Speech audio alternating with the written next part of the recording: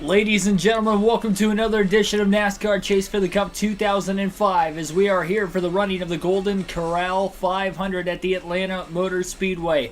At Atlanta for the one and only time this season, 12 races to go after the conclusion of today's race and the hunt for the championship. Very tight battle right now between Dale Earnhardt Jr. and our driver Greg Biffle. Biffle comes in with the points lead heading into this race, and as we're about to head into qualifying, we're about to see where he's going to end up starting. Like and subscribe for more daily NASCAR content as we get into my favorite part of the day, the full race live streams, realistic commentary. Whether it's the real races, getting to watch the race with you guys on the weekend, or the video game races during the week where you do the realistic commentary you guys seem to like and enjoy on a nightly basis. Trish and Heidenkamp, welcome to the stream. And welcome anybody else into the stream as well that is just tuning in. We'll see where Greg Biffle is going to qualify for this one today. It's going to be an interesting one to say the least. And as the Subway Ford is about to pull onto the racetrack and off of pit road, it's going to be very interesting to see what Greg Biffle can do in qualifying. 2 laps to try and set the quick time. No practice for this race. So setup wise, it's going to be interesting to see if he has the right setup that's going to be quick enough to run a pole lap. And as he blisters off of turn 4 down to the start finish line, he'll get his first lap underway. Atlanta known for being one of the better, if not the best, mile-and-a-half racetracks since it debuted in the late 90s. And throughout the entire 2000s, especially with this Gen 4 car and period in NASCAR. With a little tight into turn 3 on entry that time. Took him a bit to roll all the way down to the white line. As he keeps his momentum off of turn 4, works back to the start-finish line. He's still going to get the pole. 29.427. And that will be another pole for Greg Biffle this season. It'll be back-to-back races in which he is now qualified. 2 races of the last 3 he has now qualified on the pole, as of course Martinsville he started further back but was able to get the win in that race. Historic Cinematics, welcome to the stream. So here we go.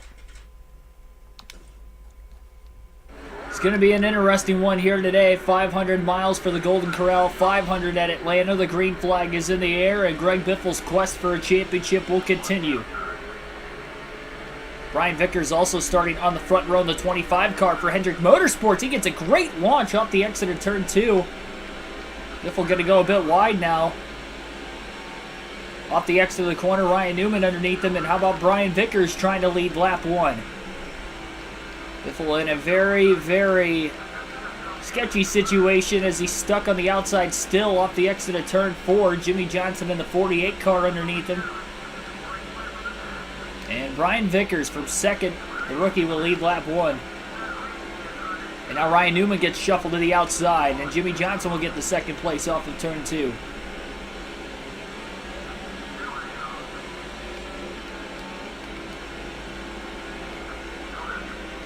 Johnson moving up a lane.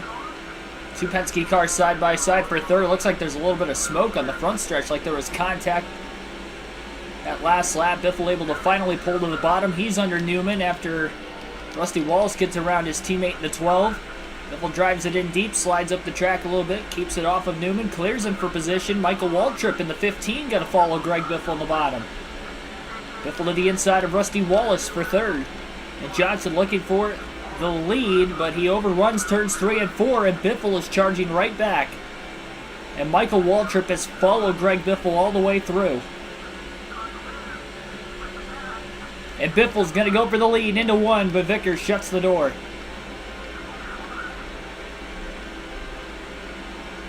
Hard racing action, and the race 2 nights ago on NASCAR Chase for the Cup 2005 in the Busch Series at California. We're picking up where we left off as far as this game goes. And Greg Biffle will lead his first lap on lap 4, it looks like. And Michael Waltrip again follows Greg Biffle to the inside of Brian Vickers now as Biffle receives 5 bonus points for leading his first lap of the day.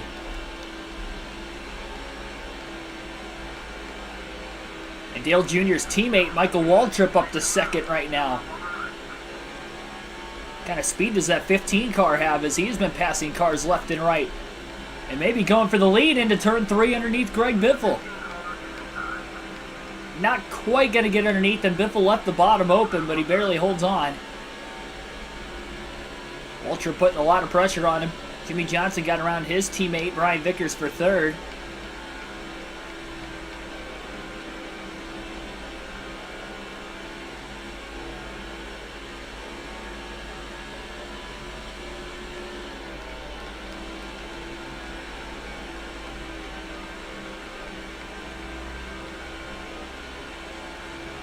And Waltrip nearly gets into the wall off of turn 4. Jimmy Johnson at least is going to get underneath him for second place with Waltrip going wide. Michael Turner, welcome to the stream. Last 500-mile race, we ended up going caution-free. Again, that was at California a few races ago. What will happen in this one today?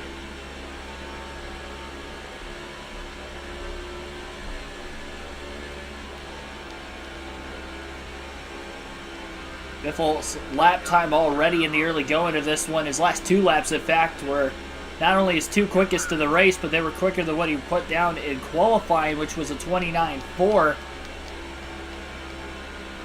Even a race trim, the car is looking a bit faster. Usually don't see that too much. Jimmy Johnson nearly gets into the wall off turn 4. Waltrip looking to cross him back over for second as they continue to battle back and forth that may allow Greg Biffle to pull away slightly. Biffle's car's a little tighter for the early going of the run. He felt that in qualifying, didn't make any adjustments between qualifying and the race. But he also feels that he doesn't want to be on the loose side of a 500-mile race and have to hang on for dear life. So we'll see what he'll be able to do during this first run, and he'll judge the setups and set up potential changes going forward based off of that. Waltrip settling back in second place. Biffle the only Ford still in the top 5, at least top 6. I think Dale Jr. is in 6th place behind the 2 Penske Dodges who are running side by side again of Ryan Newman and Rusty Wallace. Newman on the outside, Wallace down on the bottom. 2 Penske Dodges, 2 DEI Chevrolets and 1 Hendrick Chevrolet, all in the top 6, riding behind the Roush Fenway Ford of Greg Biffle. Biffle is coming off a win in the Martinsville night race, getting his first career grandfather clock. Trying to add another win to his NASCAR Cup Series career this season. And could this be the statement win late in the year for Biffle to really prove that he is the championship favorite between both him and Dale Jr.? Similar statistics, the only really thing that Biffle is leading in right now is lap sled and wins comparison to Dale Jr. Dale Jr. still has equal amount of top 10s, and as far as top 5s go, he's got 2 more than Greg Biffle still.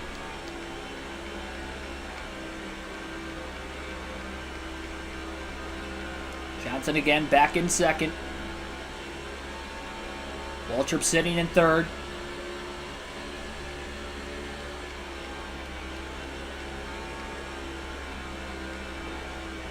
Dale Jr.'s been going back and forth with the 12 car of Ryan Newman right now as well.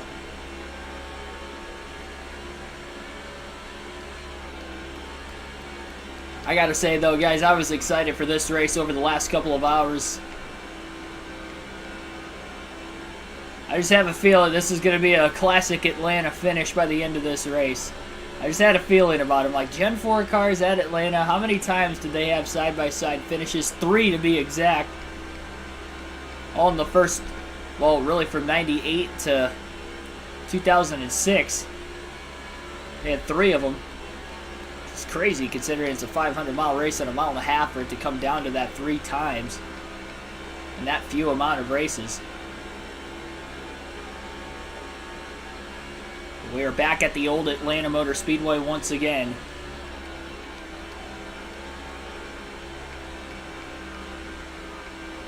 Johnson is really putting a lot of pressure right now on Greg Biffle. He did not get a lap led in. The only other car who's led a lap today was Brian Vickers, who led the first 3.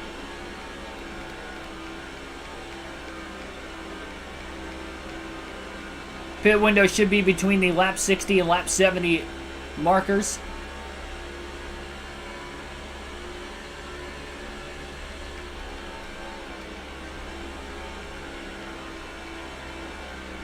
Obviously going to be depending on how the cautions play out in this one as well. So far we are caution free. If we'll just drop that last lap time back in the 29.3s again. Much wider Atlanta Motor Speedway than what we were used to this year in 2022. With the repave and reconfiguration. Definitely progressive banking here, but not as steep of bankings in turns 1 and 2.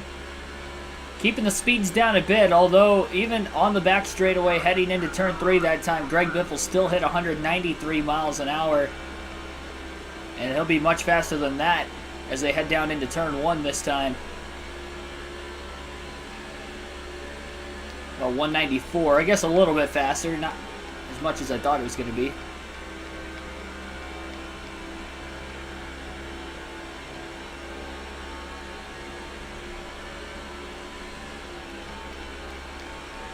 And I'm just having fun with this game as of late. Both the Busch and the Cup Series has been so difficult. Seems like we're either right there in contention or, you know, some days we fall off, and kind of like you saw at California in the Busch Series race, finishing outside the top 20, we go from a 170-point lead down to 85. Which is telling for Greg Biffle that, hey, in these Cup races, you got to keep the pressure on. Full attack mode for all 500 miles, even in a longer race like this. Because it is going to be difficult to win this championship.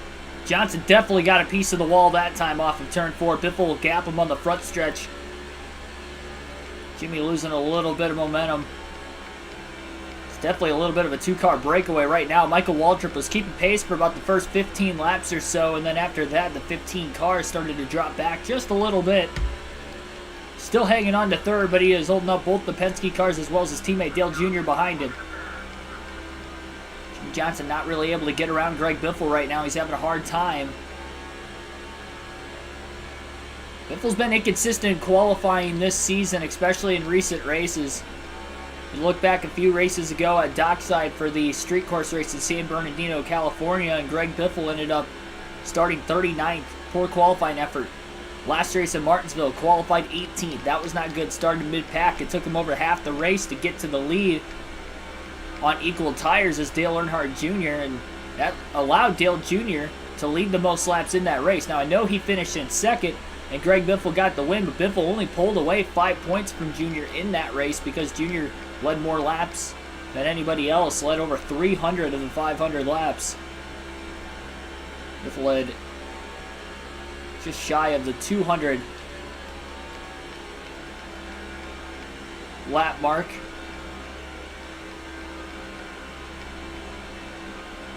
And by the way, comes into this race with 1,317 laps led today. If Greg Biffle goes on, or sorry, not 1,300, 2,300. 2,317 laps led this season. And Biffle's quest for 3,000 laps led this year. He could get to 2,500 laps led at the end of this race today if he goes on to lead 183 laps. Which isn't impossible in a 325 lap race. It would be over half the race. But he's off to a good start early on, leading 20 of the first 23 completed laps. He's having a hard time trying to keep the 48 of Jimmy Johnson behind him, who's so good on the 1.5 miles with the Gen 4 car. You're seeing it here. Of course, Johnson had a win at Atlanta in 2004. Of course, it was the race after the tragic Hendrick plane accident.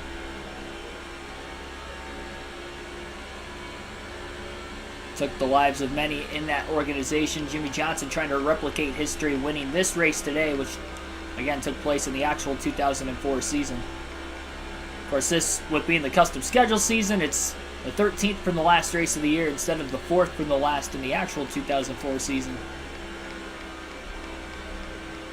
This could still be a pretty sweet victory for Johnson if he's able to do so.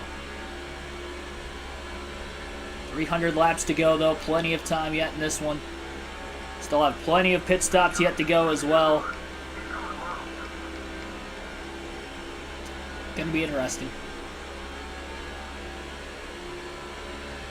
Johnson has a big run on the backstretch, drives it in really deep into turn 3, hooking the white line on the bottom. A little bit better than Biffle, ran about a half a lane off the inside, but it wasn't high enough up the track for the 48 to get inside the 16 car.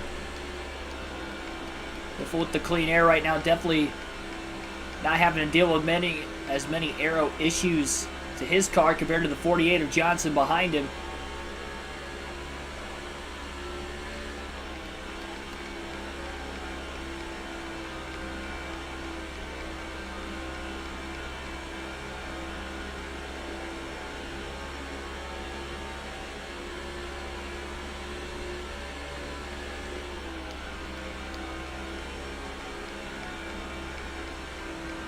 Johnson again with the big run. This time it's in 1 and 2.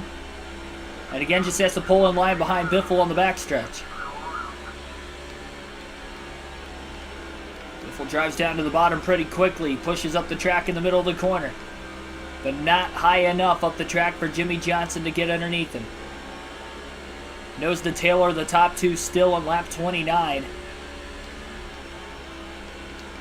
So continues to be a two-car breakaway. Still early in the race. Comment in the chat below how many cautions you think we're going to see in tonight's action. We've had 2 caution-free Cup Series races this season, 5 in the Busch Series. And we ended up having 4 at the end of the Truck Series season. Of course, the race is much longer in Cup, probably leading to the reason why we haven't seen as many. But it's still not impossible. And we, again, had one in the last 500-mile race.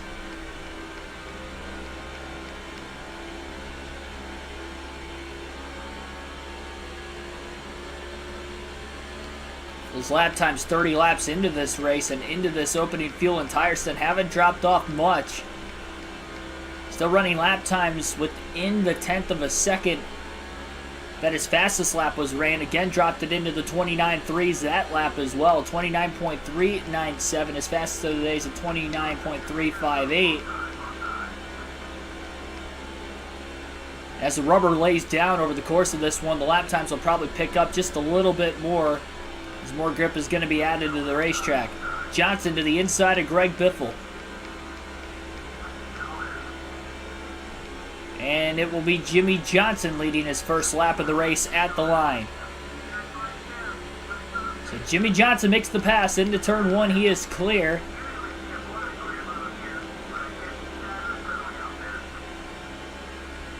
And now Biffle trying to get on the attack of the 48 car.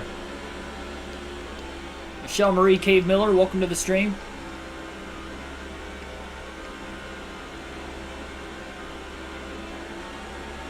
Biffle a little loose off turn 4. Now he's really having to deal with dirty air for the first time since about lap 4. Definitely upsetting the handling of the car. He's not able to push quite as hard in the corners. So the first laps Jimmy Johnson has led today.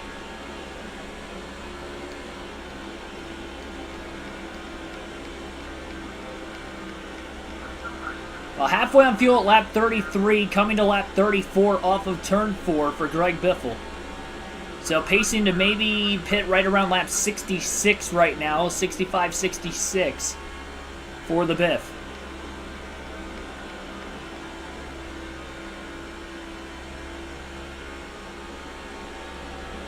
Our next race of the season will likely be the marathon race of the year. And nonetheless, it is an endurance style race on a road course, but it is not going to be an IMSA race. It will be on NASCAR Chase for the Cup 2005, and it will be the NASCAR Nextel Cup Series at Old Spice Speedway. 333 laps, 500 miles on a road course. It is going to be a long one. That's going to be next week on the channel. Not sure what day next week. It'll probably be Thursday. It's definitely going to have to be a day I don't work. So it's probably going to be a full week before the next race of the season, with that being the next race. We'll have some Busch Series races between now and then. Of course, some action from Dirt Bristol this weekend on the channel. The race highlight videos that will be uploaded as well. So we'll still have plenty of action. Just not going to be able to get to the next race of this custom scheduled Cup Series season until then. Caution's out for the first time today at lap 36. Did not take long for our first yellow tonight. And we'll see on who brought the yellow out. Looks like Bobby Labonte will hit the wall hard in turns 1 and 2. And the 77 of Brendan Gaughan just barely missed him off the exit of turn 2. That was a hard hit for Labonte. Car just slipped out from underneath him. He had no contact that issued the slide and the spin. But Biffle will pit. He's about halfway on fuel. We'll see if the rest of the field will pit as well, and that will be the case. Jimmy Johnson will lead everybody onto pit road behind him. 4 tires and fuel coming up for the 16 of Biffle. No adjustments during this first stop of the day. Caution number 1, again for Bobby Labonte, spinning in turn 2. And it's up to this number 16 National Guard Ford team to put the pit stops together. And already, on the first stop of the day, a mistake for the Jackman. Welcome back, pit crew. Fired the Mr. Clean crew because they made a mistake in the last race, and then our first stop of this race, we have a mistake already. We didn't have the cutscene on the left side, but the Jackman has fallen over. Dale Earnhardt Jr. of all drivers is going to win the race off of pit road, getting multiple positions. 5 bonus points for Dale Jr. as he leads his first lap of the day today. Well, shoot. Biffle loses 2 spots on pit road from 2nd to 4th. Green flag is back in the air. How about Ward Burton in the top 5 right now? We saw a miracle run out of Brendan Gaughan. He ran top 5 all day at Martinsville in the last race. Ended up with a 6th place finish. It was his first top 10 of the year for the rookie Gaughan for Penske Racing. And Biffle did not take off well in the restart, stacking up the field behind him as the top 3 get away. Jeff Burton gets around his brother Ward for 5th. Harvick follows him, and Dale Jr. will lead his first green flag lap of the day at lap 40 off of turn 4. And the first lap after the restart as well with the single file restart. Michael Waltrip's really fallen off. He's nowhere close to the top 5 anymore.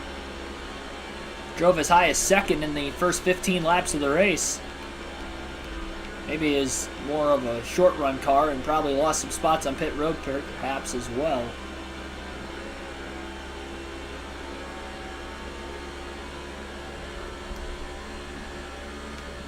For Busch challenging for the race lead right now, it's Biffle's teammate.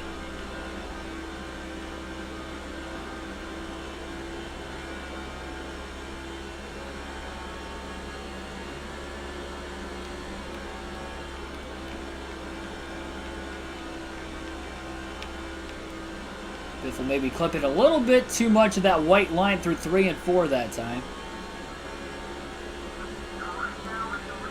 But again, of all the drivers leading this race, last one Biffle wants ahead of him is Dale Earnhardt Jr. Jr. did not win the race at Martinsville. He only has 1 win on the year, but again, he led 318 laps in that race. Still finished 2nd. Trying to lead a lot of laps again today, but hopefully for himself this time, he can potentially go to victory lane.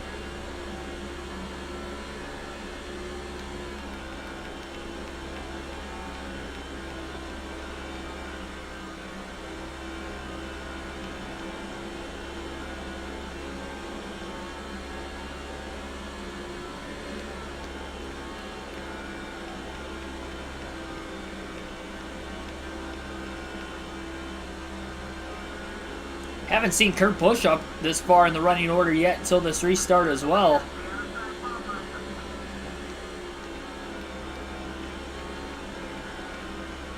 Wallace getting a little tight in the middle of 1 and 2 behind Busch. He goes up the track. Greg Biffle will get underneath him. Side drafts the left rear corner panel down the backstretch. Pulls away down to the bottom of the racetrack. And he'll make a clean pass on Rusty Wallace for 3rd. And Kurt Busch perhaps looking for the race lead, his first of the day if he can get around Dale Earnhardt Jr. Jr.'s already the 4th different driver to lead a lap in the race. Kurt Busch trying to be number 5. To go with Jimmy Johnson, of course Dale Jr., Biffle led some laps, and Brian Vickers led the first 3 laps of the race. Busch going to go a little bit wide in 3 and 4. Biffle underneath him for second, almost at least, not quite.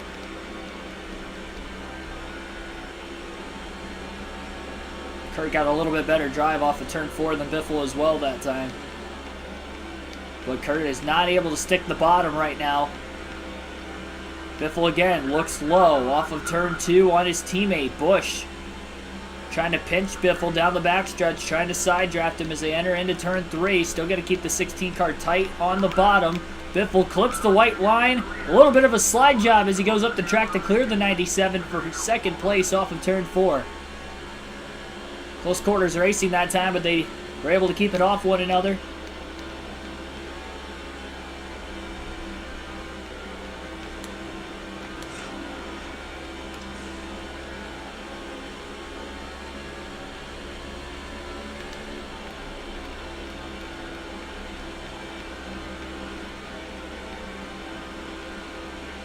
So we went green at lap 39.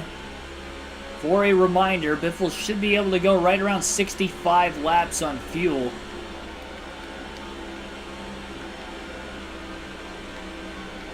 So it's going to be really close to that 100 lap mark. Maybe just over that before, or lap 100 mark in today's race before Greg Biffle has a good chance to end up potentially getting back into the lead. Or sorry, making that second pit stop of the day. I don't know what I was talking about, getting back into the lead. I think I mentioned that because he is trying to get back to the lead on Dale Jr. right now. Kurt Busch losing a little bit of pace, as well as Rusty Wallace behind the top 2 in front of him.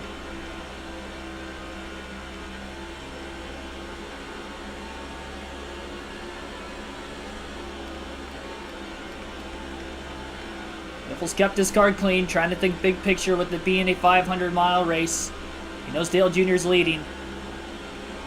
We're only 50 laps complete at the line that time.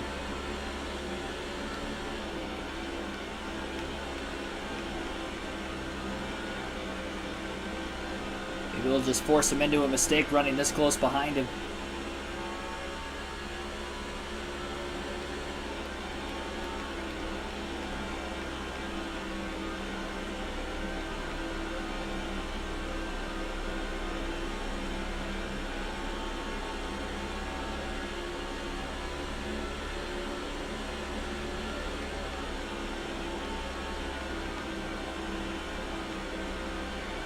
Biffle was nearly full throttle through 1 and 2 that time. He really couldn't hit his marks any better. I gotta say, the 8 car of Dale Jr. seems to have brought his game. But we'll have to see if it's more of just a short run car, kind of like with Michael Waltrip earlier in the race. Especially with those 2 being teammates at DEI.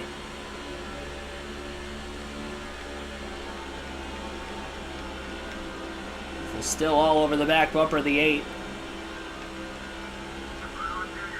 High-rated speeds. Biffle looking to the inside right now. Oh, when he slides a little bit in the middle of the corner. It's going to cost him momentum off the exit of turn 4. And he is not going to be able to make the pass for position that time. It didn't really seem like Dale Jr. pinched him really low on the racetrack. Biffle just overdrove the corner. Got underneath Dale.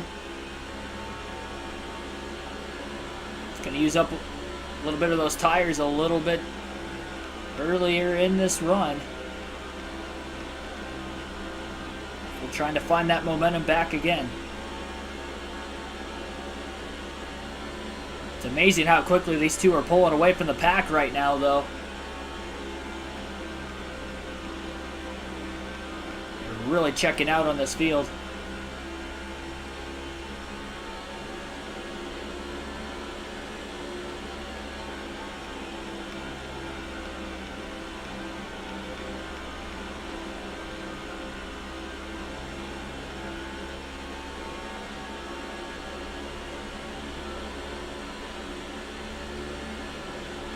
Back to being a little bit patient again.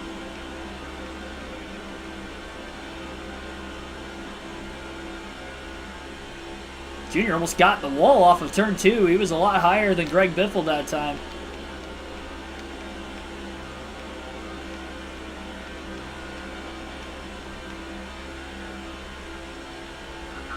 Biffle on the inside of Dale Jr., but it's Jr. who leads that lap at the line.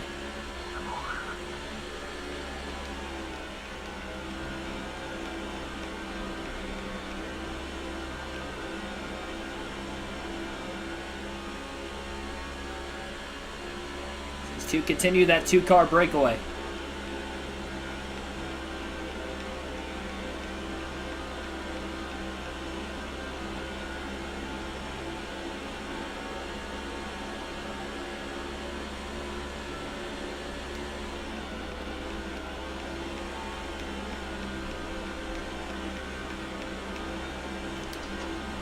Going to try to share draft behind Dale Jr.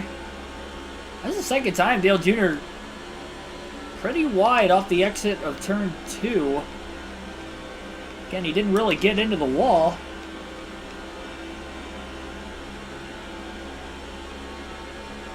Gotta say, though, for being the top 2 in the point standings, they're working together really well right now, racing clean with one another. Gotta wonder, though, if that's going to actually be able to keep up as we get later and later into this race.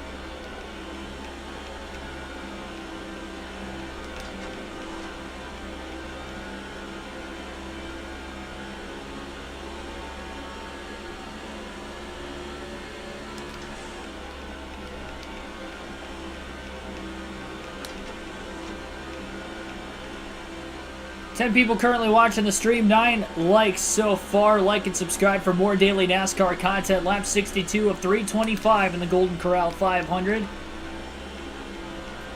This KRC presents NASCAR Chase for the Cup 2005 at the Atlanta Motor Speedway tonight.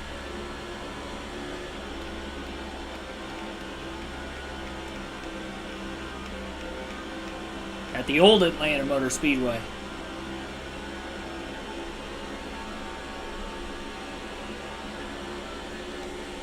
Alternate through the different camera angles for the first time in the race today for about the next 8 laps. Biffle continues to sit behind Dale Jr. I'd say Jr.'s probably close to have led the most laps so far in the early going of this race.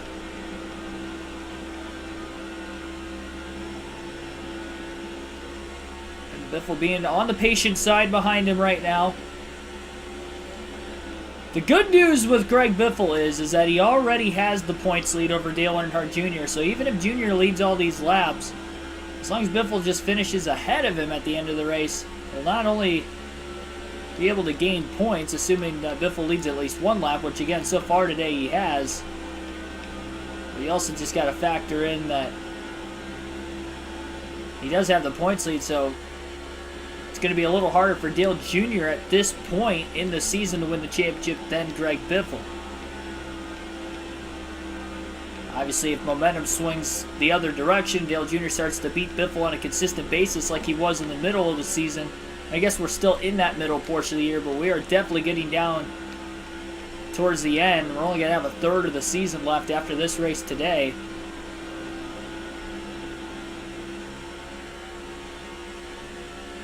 By the way, Biffle's fastest lap of this race is a 29.291. And it was since the most recent pit stop, so that tells you Dale Jr.'s running some really fast lap times as well. The fact that Biffle still has not been able to get around him. Of course, that pit crew really messed things up for Greg Biffle. The Jackman falling over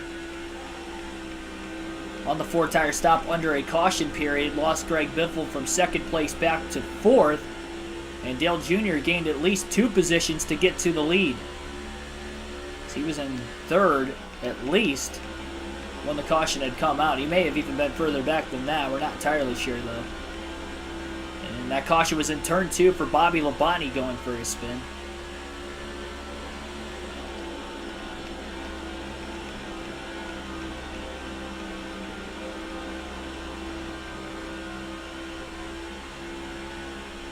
All over the 8 of Dale Jr. He's underneath him again on the front stretch. But Dale Jr. sails it into turn 1. He's able to pull back, clear the 16.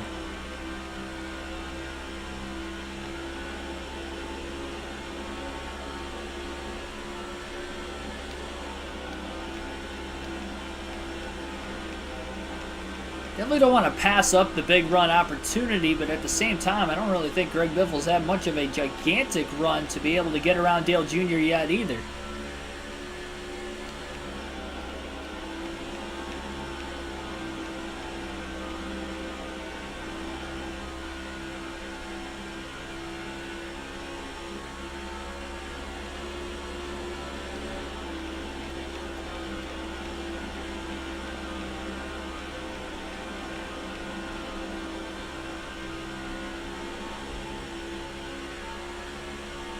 Again, Biffle to the inside of the 8 of Jr.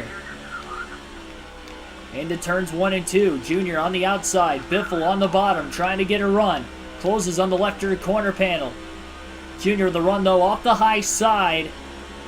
You can see him pulling away just a tad down the backstretch as Biffle has to hop in line in the draft behind him. Mark DeMars, welcome to the stream.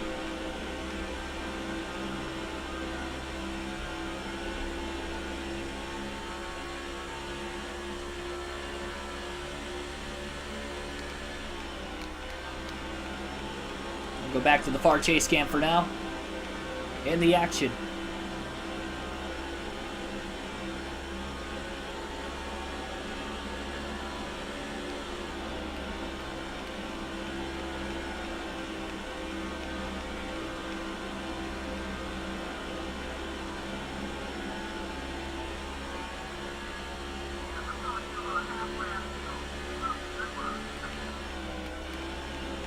Halfway through fuel on this run. It was about this time where we saw that first caution back at lap 36.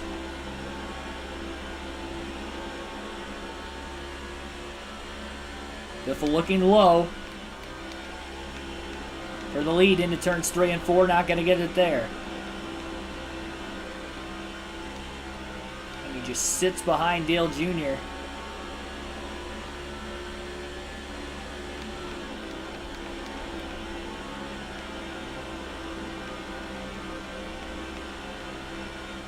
Junior's car bottomed out just a little bit that time, and here comes Greg Biffle looking to the inside into turn 3. Not sure what that was out of Dale Jr., but it slowed him up just enough, and Greg Biffle beats him into turn 3 on the bottom. Biffle clear off of turn 4. Both cars nearly got into the outside wall, and that's another lead change, but Greg Biffle has gotten around the 8 of Dale Earnhardt Jr. for the lead at Atlanta. Second different time Biffle has led now in this race today. Junior trying to run the outside through turns 1 and 2, catching some clean air, maybe trying to get a run down the back as a setup move to potentially make the dive bomb into 3, but he's not close enough. A car length and a half behind Biffle that time. So try to hang on for now.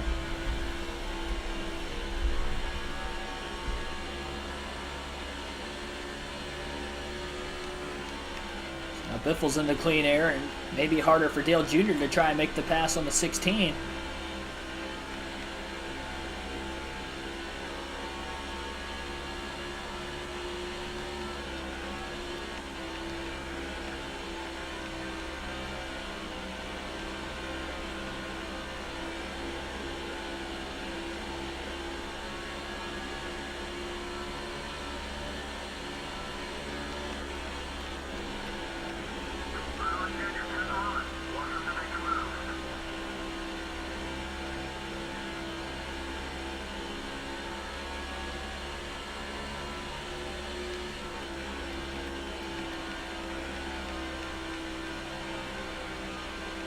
Junior Nation's obviously got a pretty big fan base. I want to know down in the chat below whether you are a Dale Jr. fan or not, or maybe he wasn't your favorite driver.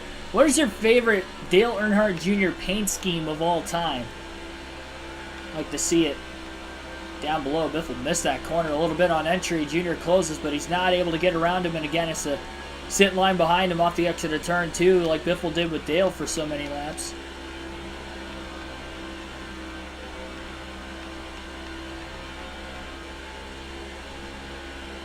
Personally, one of my favorite Dale Earnhardt Jr. paint schemes was honestly the one that he ran in the 2001 Pepsi 400. Not only iconic for him winning that race after losing his father just the race before at Daytona, but the paint scheme itself, that All-Star Game paint scheme, pretty good. And he had some good All-Star Game paint schemes, but I feel like that was the best one. That was always one of my favorite Dale Jr. paint schemes. If I look more towards the 88 car, I think the camouflage National Guard car, specifically 2012, I believe it was, when he almost won the, or sorry, 2011, that he almost won the Coke 600. I like that car a lot. Pretty basic, but can't go wrong with camouflage on a race car. That was probably my favorite from his Hendrick days. The Hellman's Mayonnaise paint schemes, though, in the Busch Series, I'll put those towards the top of the list also, but if we're talking Cup Series, those would probably be my two, the one for the 8 and the one for the 88. Mountain Dew paint schemes were always really good, too.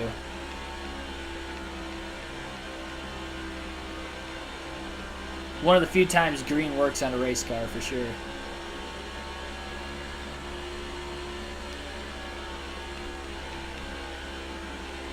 Definitely the Budweiser Chevrolet.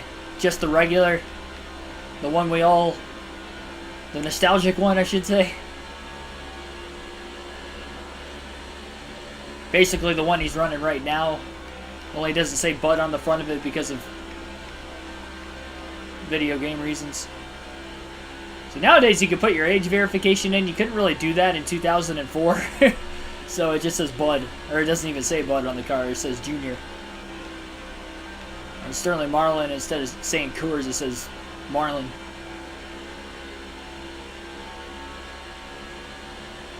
Rusty Wallace's, instead of saying Miller Lite, said Rusty on it, or Brad Keselowski was just Brad.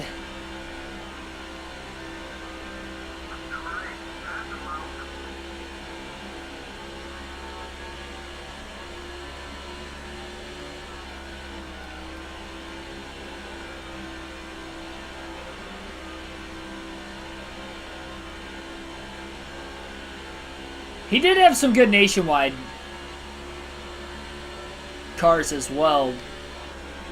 I wouldn't say that was one of my favorites, though.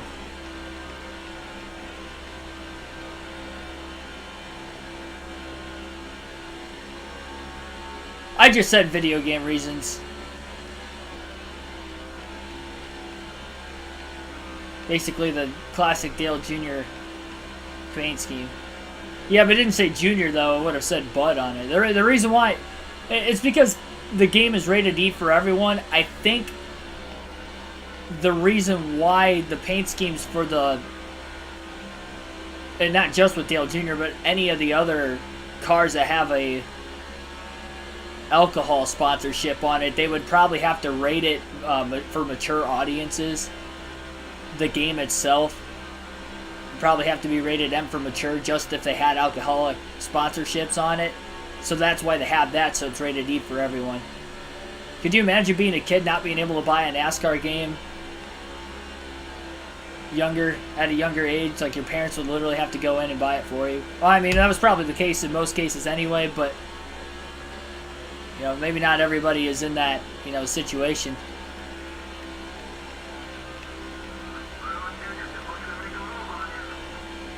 If you go to the local game store 20 years ago with grandma to buy NASCAR Thunder 2004 and you're 6 years old and grandma doesn't want to buy that for you because it says it's rated M for mature, it's not gonna fly real well. But grandma, it's NASCAR.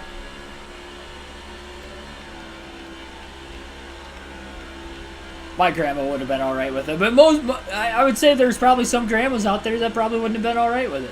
They wouldn't have known any different. My grandparents got me into NASCAR, so I know that they would have been all right.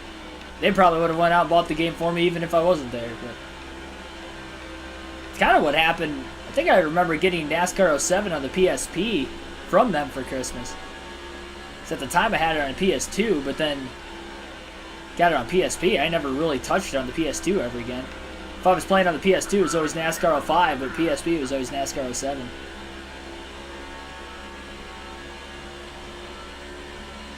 Yeah, but now you can put the age verification in online. You couldn't do that back in 2004.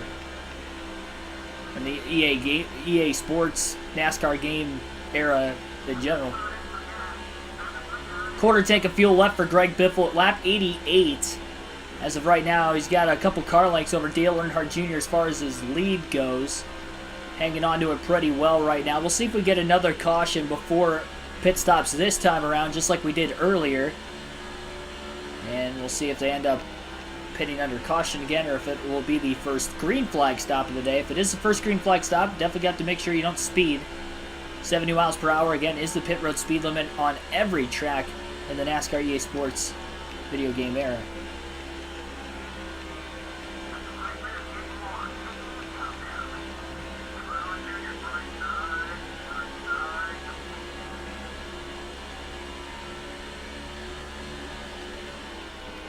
Oh, gotcha. Oh, wow. Dale Jr. underneath the 16 of Biffle, side by side for the lead again. Oh, contact! Off the exit of the corner. Jr. gets sideways. He saves it that time. I don't really know if anybody was at fault there. They just got together and Dale Jr. lost a lot of time. Greg Biffle has about a 2.4 second lead over him now. Great save by both cars. Biffle actually got knocked into the wall a little bit on the back straightaway when they made contact, but very lightly. Probably has a donut on the left side of his car from the right front tire of Dale Jr. as well, but no tire rub. Everything is good and we stay green. Would have hated to see a caution brought out because of that contact. Biffle wouldn't have been able to pit during the caution flag when we're at the end of the run. Wade Solinsky, welcome to the stream. Had to grab your meal. I get it. I snacked on some... I probably shouldn't do this. I save my protein bars for after workout. It's not really good to eat those because they're higher calorie when you're not working out. It's a lot of protein, but it's not the way to eat them. But I had 2 of them to try and tie me over, so I basically had 500 calories in protein bars right before I streamed just because I didn't have time to eat dinner yet. But I had to make sure I get my was going to get my calories up. I'll still eat my meal afterwards, but I'll have to wait. Hey, Stros McGee, welcome to the stream. That looked intentional. It was an accident. I did not mean to do it. For those of you that are familiar with the channel, I do not... I race as clean as I can, especially when you're in a full race. Because, I mean, there will be sometimes I'll make contact like that and I'll ricochet into the wall and not save it. I wrecked the race car. In that instance, it didn't look very good. I will say Dale Jr. is closing back in on Greg Biffle, though. Already closed about a half a second or so in the last couple laps. Biffle's car starts the run on the tight side, but as this run gets older and older, he's getting looser and looser. It's a good thing he didn't make any adjustment changes to loosen it up during the first stop of the day.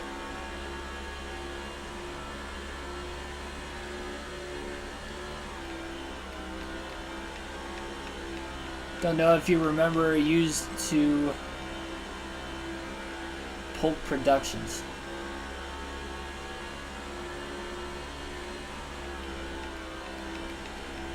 Used to present Pulp Productions. I don't know if I remember. Talking about as a username in the chat.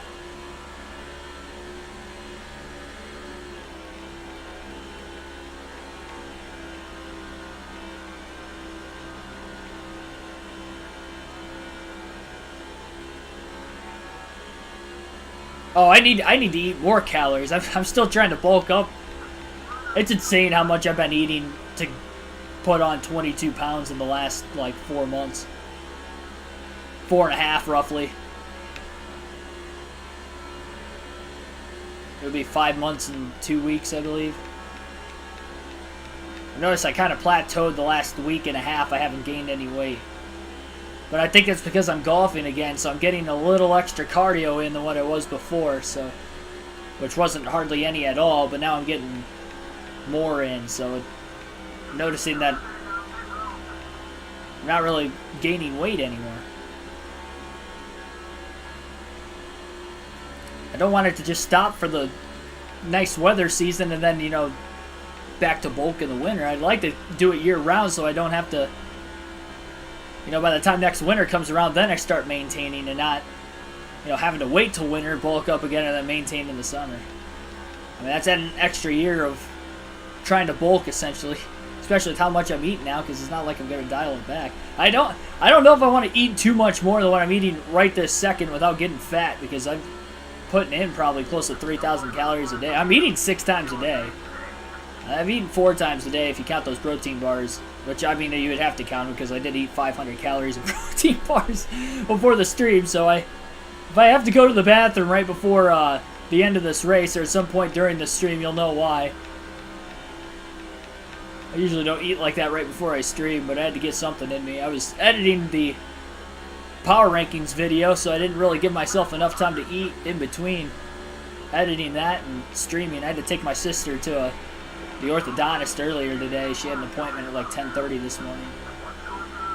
I was gone for a little while, so it put me a little bit behind. I usually do that stuff in the morning. Didn't have a chance to.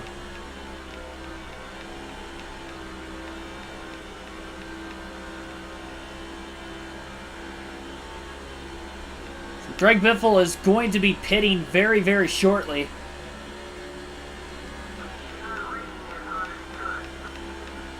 In a few of the race day streams. Oh, okay, gotcha.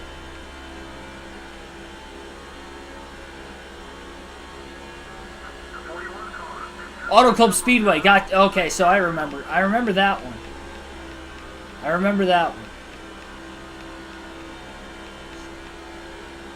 99 all the way through 09. Yeah, I never played 08 or 09. 07 was the last one I had up until NASCAR Heat Evolution. I never played any of the Technics games. I don't know what really happened. I was just constantly playing 05 and 07 that I lost. Yeah, I never had a new game.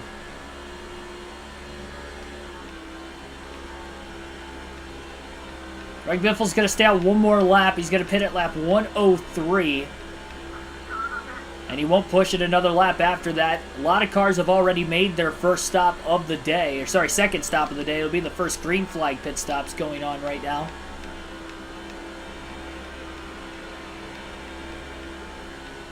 Just over 100 laps in. But definitely going to top off on fuel. 4 fresh tires for Greg Biffle. He'll be coming in right here, right now. It'll be lap 104 when he cycles out of the pits. Has to make sure he gets down to minimum speed, 70 miles an hour. Easily does so. Gassed it up at the last second to try and get on the pit road as quick as possible without speeding. 15.7 seconds is going to be the guesstimated stop. Biffle had about a 1.5 second lead, just over that, over Dale Jr. before the start of green flag pit stops. Dale Jr. did pit before Biffle, so that might cycle him back out in the lead. We'll have to wait and see. And this Subway Ford is going to need a much quicker stop than what they had last time. They made a mistake when the Jackman fell over, cost him a couple positions during the caution flag pit stop.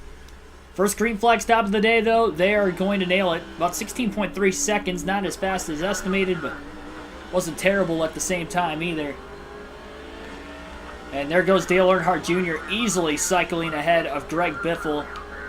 Biffle will easily be in second place, and the leaders are going to have lap traffic to deal with if it stays green for a little bit longer. Favorite is still Thunder 03. That's the only one of the 3 Thunder games I did not play. I never played NASCAR 03. Is the career mode the same as 04? Out of curiosity, because I really don't know.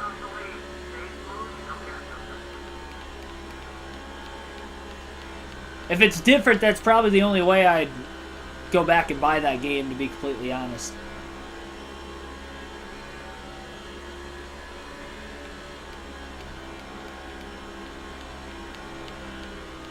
Dale Jr. back out in front. He's got about 2.6 seconds over Greg Biffle. Biffle knows that there was a lot of lap traffic up ahead, so Biffle's got clean air. Dale Jr., although he has it for now, he's going to catch lap traffic very shortly. He might actually be side by side with the lap car as we speak. It's same exact as 04, gotcha. I mean, I guess some of the driving,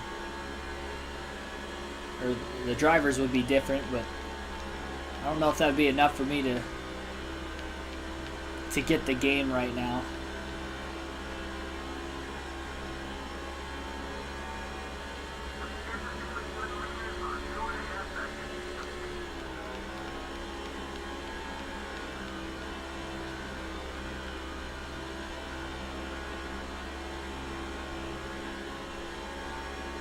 Something about Thunder 03 that makes it awesome.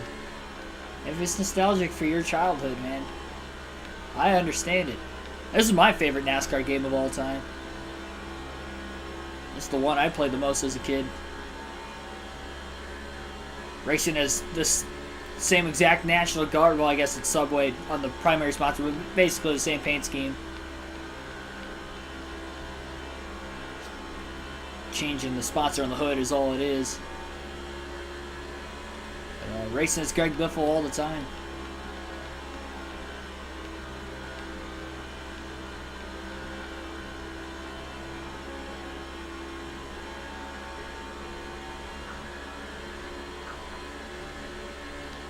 So definitely has some catching up to do right now. Still 2.1 seconds back. He's closed in on Junior since Junior's hit lap traffic.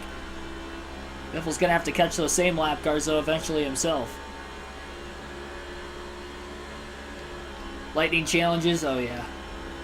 Lightning challenges, the Dodge challenges, or the Speed Zone challenges, and the other NASCAR EA Sport video games, those were always fun.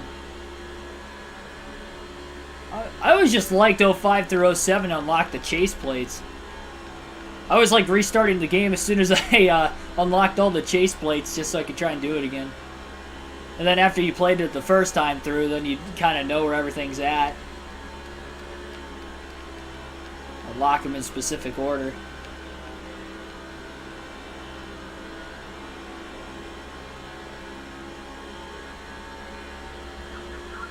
Always played the Chase for the Cup mode also, where you got to literally make your own chase.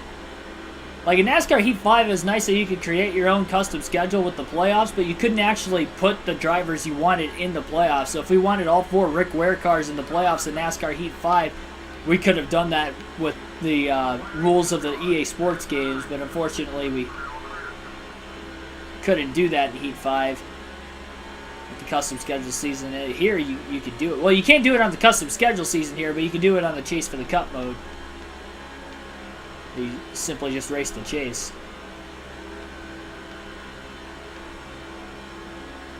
Damage on Rex was realistic. I'd say the Thunder games in general was fairly realistic. I noticed with the EA Sports games, outside of the Thunder series, they got less and less realistic. And although the damage looks realistic in this game, for instance, it's a lot harder to DNF. Like, we could wreck a couple times without actually DNFing. I think you guys have seen that. Well, look at Dockside when we had that nasty wreck in Turn 1. Damaged the race car pretty heavily. We still finished second place. Now, could we have won if we didn't have the speed knocked out of it? We probably could have, but we never really had that chance. But we still stayed in the race. We probably should have DNF'd. If that was our Thunder 04 season, we would have DNF'd with that hit. Not so much the hit into the wall itself, which was hard, but getting clipped from behind and the rear bumper just getting sheared right off of it by oncoming traffic. That would have blown a fuel cell, but somehow we didn't DNF in this one. We have DNF'd twice this season, so it's definitely not impossible, but it's a lot harder. It's probably why I DNF'd like 8 or 9 times in our NASCAR Thunder 04 season. That and having to race back through the carnage didn't help either. Having to race back to the caution flag. Don't have to do that here.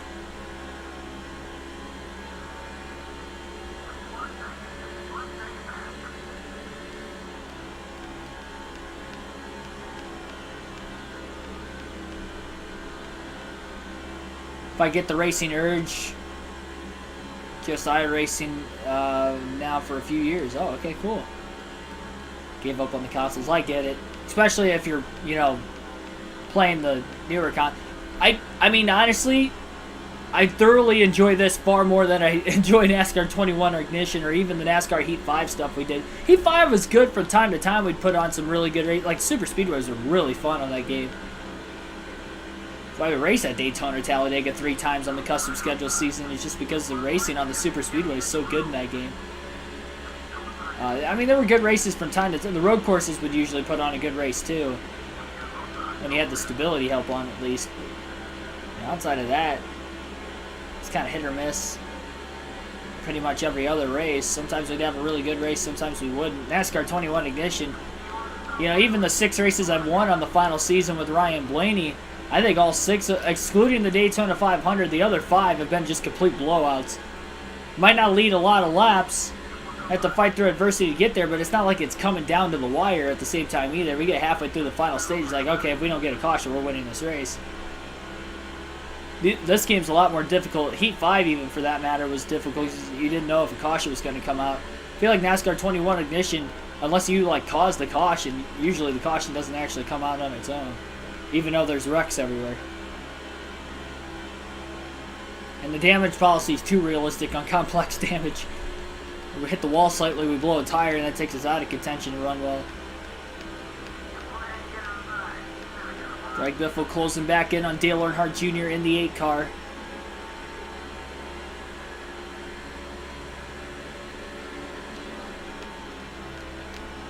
Doesn't want to waste any time as he drives underneath the 8. We left a lot of bottom open through turns 1 and 2. Biffle with the advantage on the bottom lane into 3 and 4, and he'll definitely come out with the lead. Drysdale Jr. did not protect the bottom as he continues to run the outside, and Jr. now gets into the wall just briefly off of turn 4. Biffle clear, and this is the 3rd different time that Greg Biffle will lead at Atlanta.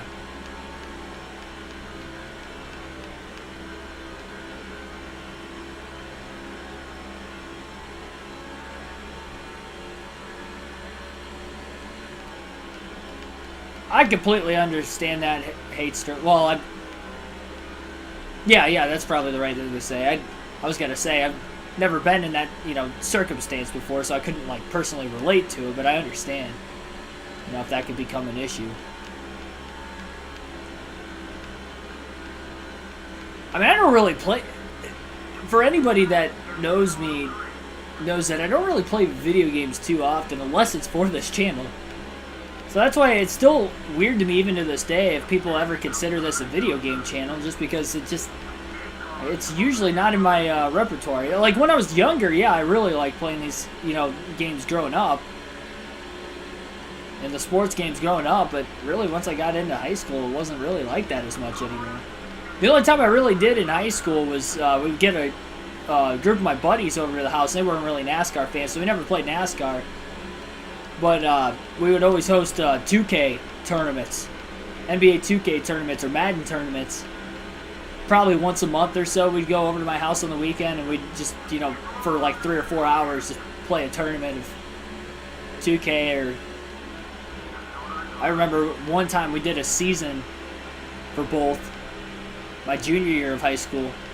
We did a season, and that was pretty fun on 2K. It was very intense too. We all made the playoffs. We were all, you know, good. So it was very intense. I can vividly remember almost passing out just because of the high intensity of a Game 7. And I think it was like the 1st or 2nd round of the playoffs. I was playing one of my friends. And I was in game, what was it? Game 6. I was down 3-2. Game 6, I came back from like down 30 points to win. And I was about ready to pass out and faint just because of how stressful it was just to get through. I mean, it was like stressful in a fun way, though. Like it felt like there was so much on the line, even though we weren't really playing for anything other than bragging rights. But yeah, that was so fun. Those were some good times. I didn't really get him into NASCAR until afterwards when I started taking him to races, so. You know, we were never able to we never played NASCAR games anytime we came over to my house. It was always usually 2K or Madden, or even WWE from time to time too. But yeah, it wasn't until after high school before I even started going to NASCAR races on my own, so I never took them, and that's I still say to this day that if you're trying to find a way to get somebody into NASCAR, if you could take them to a racetrack, that's the best way to do it. Whether it's a, you know, a friend, family member, a hot date, whatever it is. I mean, it's the best introduction to get them into the sport, at least.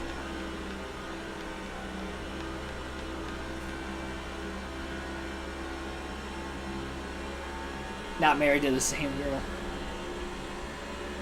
Well, it's unfortunate that didn't work out, but it sounds like maybe that was for the better. Assuming you're happily married now. You said you were married. I don't know if... Oh, you did say happily. Okay. I didn't see that in the first... The very first comment. Never play another video game again. I completely understand that, though. Especially if you were, you know, maybe more on the addicted side of things, which maybe sounds like you might have been. Yeah, if you don't think that you could control, you know, when you're playing or whatever, and you think that would get in the way, I can completely understand why you wouldn't want to play it anymore. I don't think I could get into that state, just like I said, because I don't personally play it on my own too much. Like, I will recreationally every now and then, but I really have to be doing nothing. Like, it has to be, like, winter time, cold and rainy outside. Like, I was playing SmackDown vs. Raw 7 on a GM mode for a little while, but as it started getting nicer out, I was golfing, I was doing other stuff. I haven't even touched that game in, like, probably a month or so, a little over a month now. And it was usually, like, maybe once a week. Every other week, I'd hop on, play a couple hours, and progress.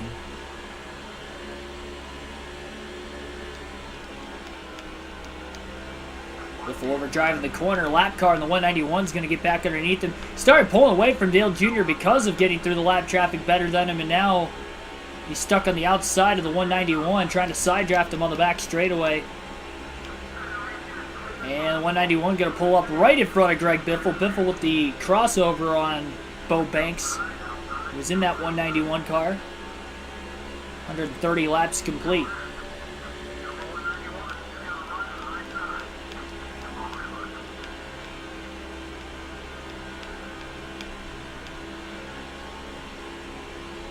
Ooh, Astros.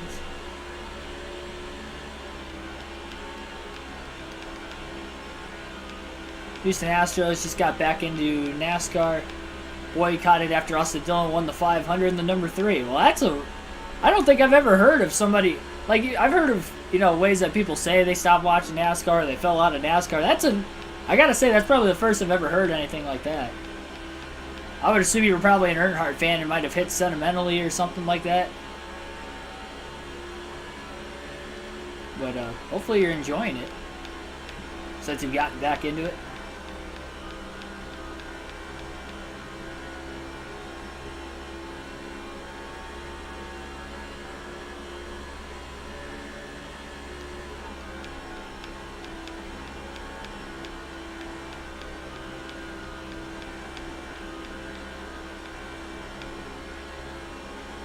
I'm not sure exactly how to say that name down in the chat. I'm gonna guess it's silent. Oh man, I don't even know. Sisselmo? Sisselmoa? We're gonna go with Sisselmoa. Sisselmoa, welcome to the stream. I did not state your name correctly down in the chat. If you could help me pronounce that, that'd be great. Future reference, but thanks for tuning in. 13 likes on the stream right now, so again, make sure to like and subscribe for more daily NASCAR content. If you are new to the channel, live race commentaries for real races on the race weekend and the video game races during the week as fillers, so that way we can get some commentating on the channel on a nightly basis, realistically, all in hopes of hopefully one day living my dream of commentating real races in NASCAR down the road. On the long, hard journey, and it all starts here with this YouTube channel. Dale Earnhardt Jr. pulls back in on Greg Biffle after struggling to get around lap traffic a little bit ago. They run nose to tail right now with about 190 laps to go this time by. Still a long ways left in this one yet at Atlanta. One caution so far today, and it was about 100 laps ago when Bobby Labonte spun off of turn 2 into the wall hard. Single car accident. Wider entry into turn 1, almost allowed for Dale Jr., who drove it in really, really deep compared to the 16. Almost got around him. Biffel's probably going to be able to go to about laps 168 before he has to pit. Now Jr. gets to the inside off of turn 4. Trying to get the lead back from Biffle about halfway through this fuel run. Jr. will lead that lap at the line. And he'll pull up clear on the 16 of Biffle. Biffle trying to find a way back around the 8. Off the exit of turn 2, Biffle with the crossover. Side drafts Jr. Pulls to the bottom. Getting away from him. Beats him to the inside into turn 3 still. And they're door to door. Middle of the corner, Biffle sliding up, trying to take the line away of Dale Jr. Couldn't clear him that time. Little mistake in the center of the front stretch. Jr. side drafts the right rear corner panel of the 16 back again. Hard charge into turns 1 and 2. Biffle using the middle of the racetrack, really trying to pinch Dale Jr. up high, but he doesn't want to make contact with him. He's trying to force him into a mistake. And Biffle finally clear into turn 3. Jr. has to drop back into the bottom behind him, but gets tight in the dirty air. Jumps immediately right back up the racetrack to the outside. Barely keeps it off the wall as he loses about a car length and a half or so. That corner to Biffle. He's trying to get away. More clean air now in front of the 16. Favorite Rory's Dale Sr., Carl Edwards. Ryan Newman. That's an interesting trio. Now it's Ross Chastain, Bubba Wallace. And they're both Cup winners now, so maybe it's a recent fan getting back into the sport. It's got to be pretty cool. Especially for Chastain, with the season he's had this year. Oh man, that was a big mistake by Biffle. Missed the corner entry. That was very, very close to making contact with Jr. that time. Off of turn 2, trying to pinch the 8 car. These guys are racing hard with one another. Junior's going to clear Biffle back, it looks like, off of turn 4. Biffle looking to try and get right back underneath him again. He knows if he sits behind him too long, it's going to be much harder to pass, and now it's Biffle on the inside lane. Taking Junior's line away off of turn 2, clears him. Big slide job by Biffle as the rear of the car started to skate off and up the racetrack, but he hangs on. Junior not able to beat Biffle down to the bottom on the white line as they both hit their marks. Another lead change.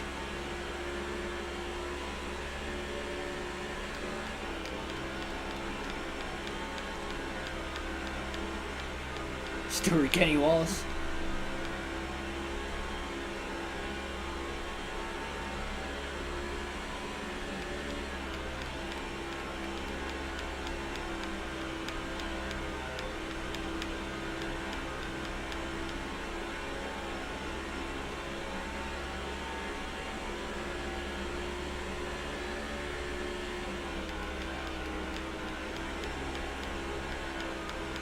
Didn't agree with the number 3 back on the track.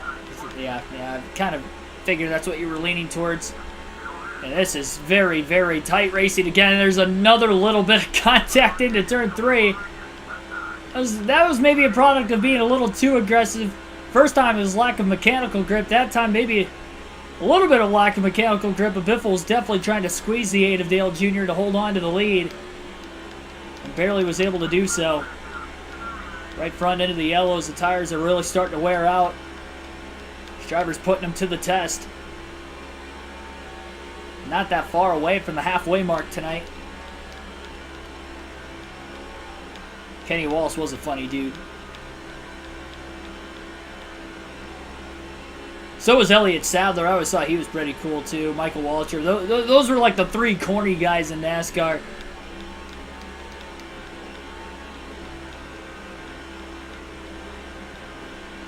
Clint Boyer. If you had the Mount Rushmore of awkward and funny NASCAR drivers, that would probably be the 4. No particular order. Clint Boyer, Michael Waltrip, Kenny Wallace, and Elliott Sadler.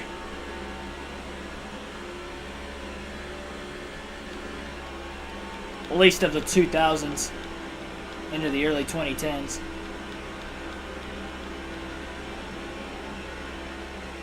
Kenny got close. He pushed Dale Earnhardt Sr. to his final career win at Talladega. It was probably about as close as he ever got.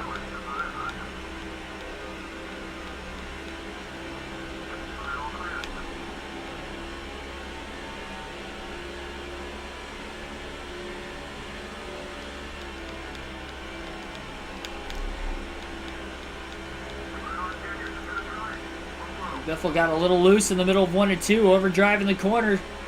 Junior not quite going to get underneath him that time. Biffle with a clean block this time down the backstretch into 3. Again, he kind of goes up the track a little bit. Almost a full lane off the bottom as Junior closes in off the exit of turn 4. Biffle going to lead this lap at the line, but Junior is there. Biffle goes a bit wide as they're almost going to make contact.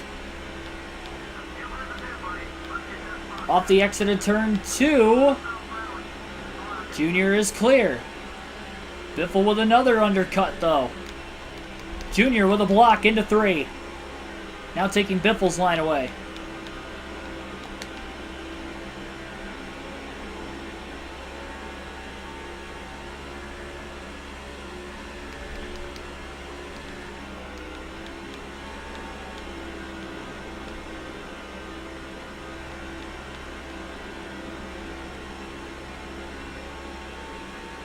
Sterling Marlin.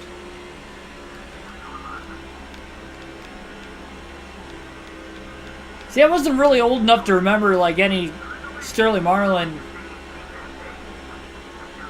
funny interviews. I mean, the only awkward thing I remember him doing was the 2002 Daytona 500 trying to pull out the fender when there's cameras everywhere, catching him in the act.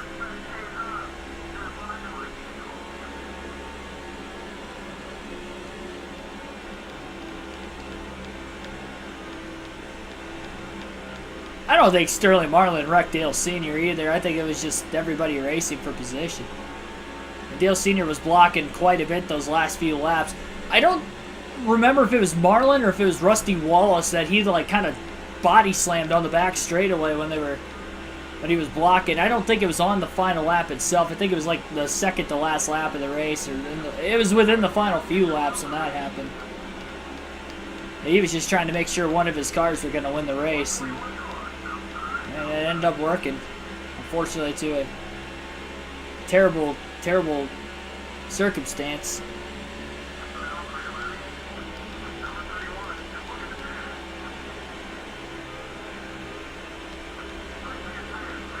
Not really a teammate, but I mean, if that's not teammate or team owner worthy, I don't know what would be.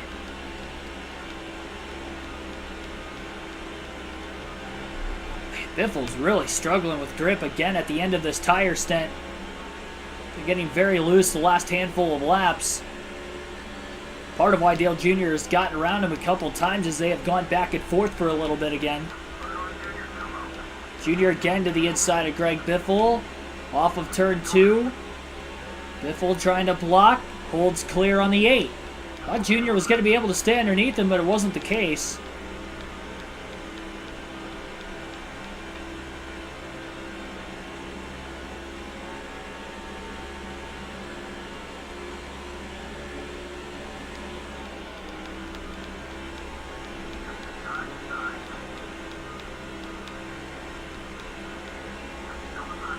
Junior to the bottom. Biffle on the outside. Door to door on the backstretch into turn 3. And I believe Dale Jr. is going to be able to pull clear again on Biffle. Off the exit of turn 4. Biffle tried to hold on pretty strong. I don't know if Junior's clear or not yet. Now he is. He widens his arc out into turns 1 and 2 just a little bit more.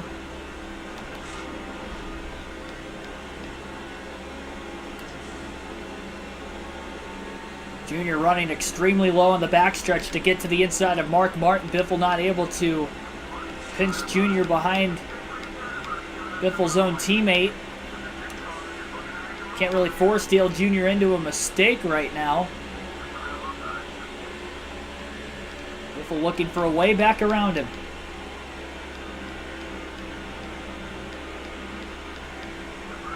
Off of turn 2, now it's Junior trying to pinch the 16 of Biffle, who is already underneath. Into turn 3 again, side by side. What a battle between the 2 points leaders with 13 races to go in the season. Green flag pit stops sound like they're starting this time by. Biffle barely clears high with a block on Junior in the front stretch. Wasn't completely sure if he was clear or not, but he was committed.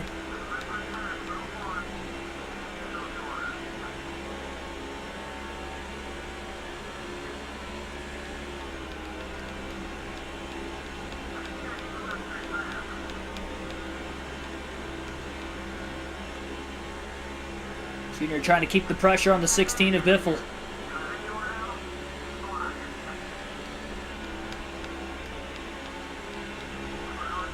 Tim Wagner in the 175 car going to stay high and stay out of the way, and he's going to let the leaders race underneath him. Biffle washes way up the track. Junior couldn't clear Wagner, though, and that may have slowed the 8 car speed down. Now Junior clips the apron into turn 3 as he drives in extremely deep. And off of turn 4, back to the start-finish line by inches. Junior leads the lap with Biffle still on the outside into turn 1. And now back in line again behind Dale Earnhardt Jr.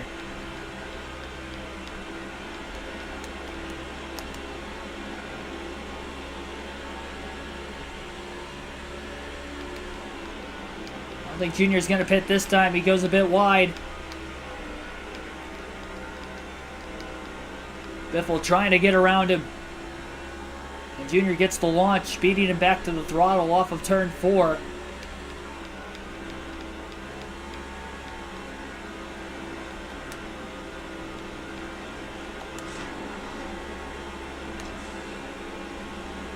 Wandale Ellery, welcome to the stream.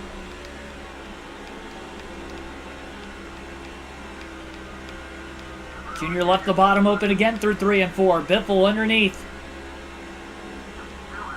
Biffle will lead at the line by about a half a car length, maybe a little less than that.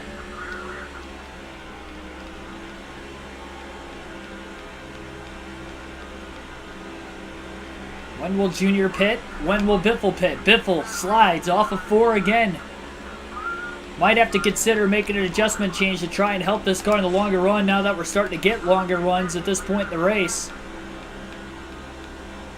And Dale Jr. will pull the pit road at lap 61, coming to lap 62. 162, that is.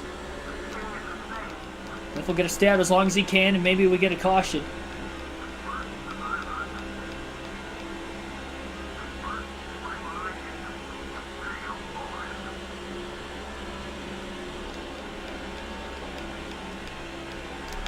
Man, Biffle over driving it again. That time he got a little too much of the white line.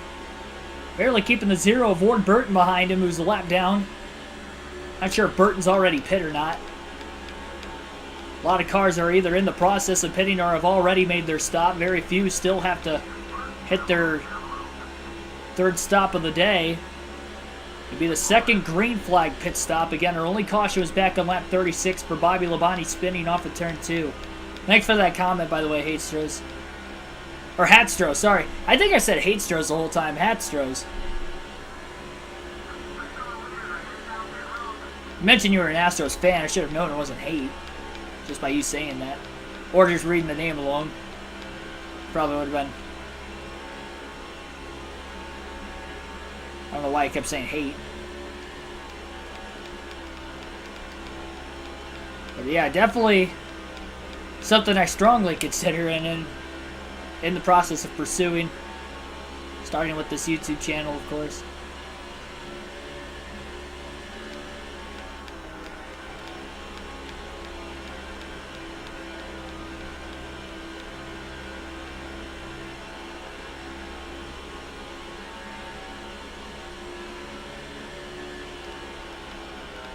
This time by, we are going to have about 160 laps to go.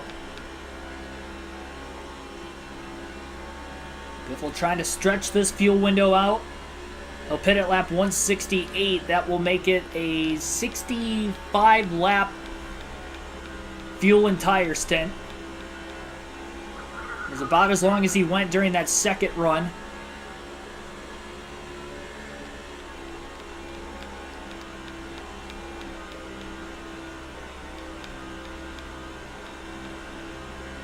Who knows? Maybe me and Mark DeMars will both get to live our dream jobs.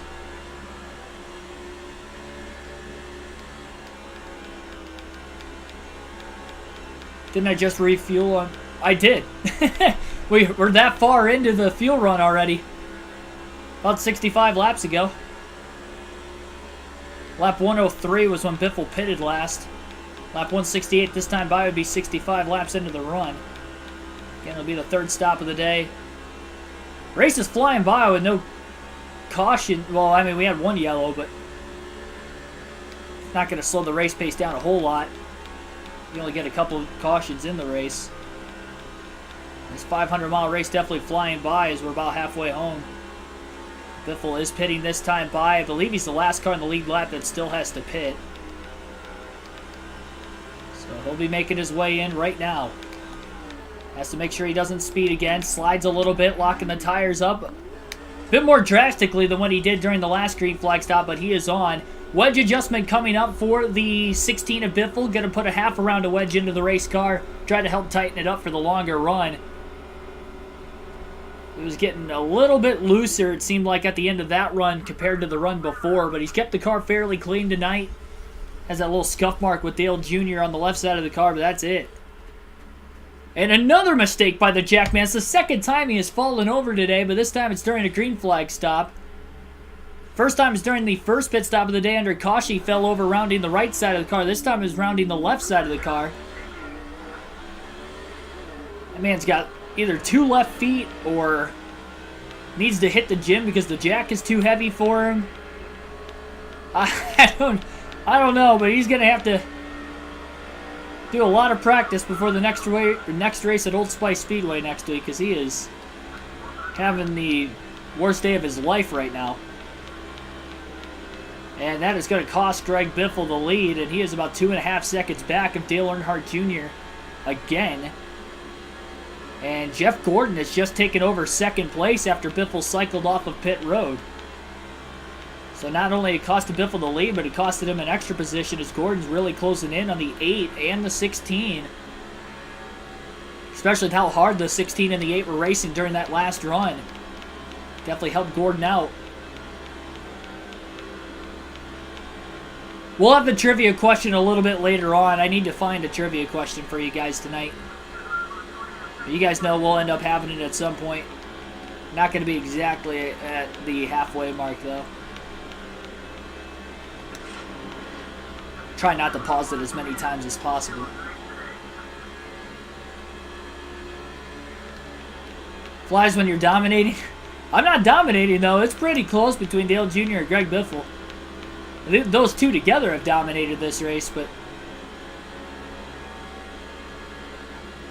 it's tough to say who's really led more laps between the two of them.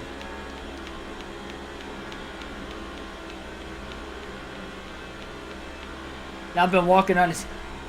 Maybe he should just start crawling around the jack, or around the car with the jack or something. Riding on it like a scooter. Whatever's quicker. I mean, obviously what he's doing right now is not working out very well. Biffle gets into the wall, pushing a little too hard off of turn 4. Stalling the momentum out on the front stretch. Jeff Gordon going to get around Joe Nemechek in the 0-1. Biffle not really able to intimidate anybody in this race either and force him into a major mistake. I gotta say, both Jeff Gordon and Greg Biffle are closing in on Dale Jr. Remember, Greg Biffle did make an adjustment during that last stop. The 16 crew. Despite the mistake on pit road, they added a half round of wedge into the car. And who knows, maybe the 24 of Gordon has made some adjustments. He hasn't led a lap yet in this one. Slippery shoes. Do we have to put some Speedy Dry down in the pit box?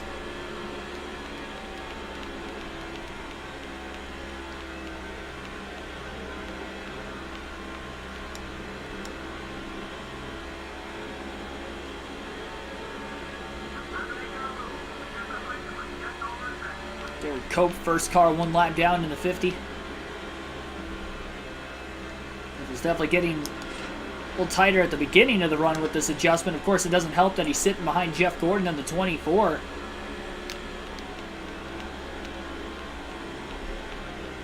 Gordon moving up the track, overdriving 3 and 4 just a little bit. You can see Biffle closing on the bottom.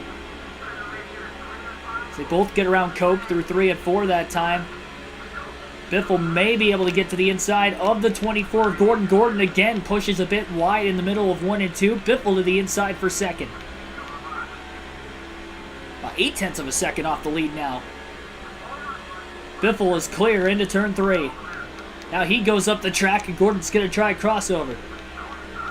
But he is not quite going to be able to get there.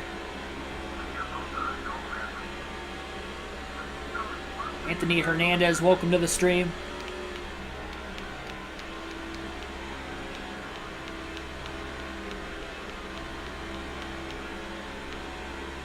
All that extra subs. Yeah, maybe he ate too many meatball marinaras from Subway before the start of the stream and he's just not feeling well.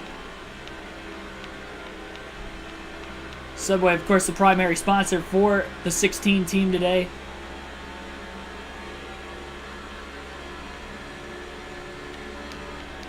Had to put up a bunch of slippery when wet signs on pit road so maybe he doesn't fall on his rear again.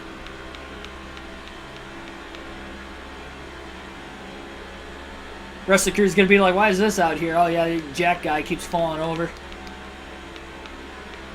Feeling a little tipsy today. He's hung over from the night before when he's hung over from the last race when we won the Busch Series. Or the last race we won at Martinsville earlier in the week. He's partying a little too hard after the victory.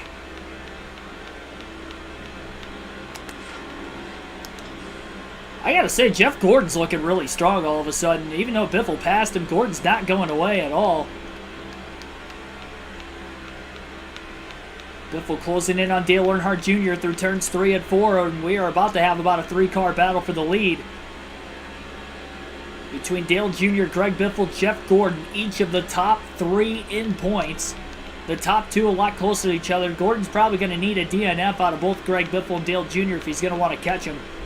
He's about 300 points back right now, but Gordon is coming off a win 2 races ago at Dockside in the street course race at San Bernardino, California.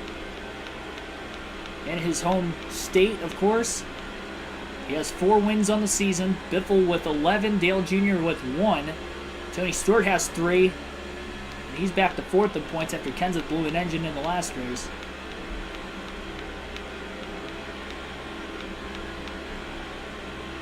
You were going to say that?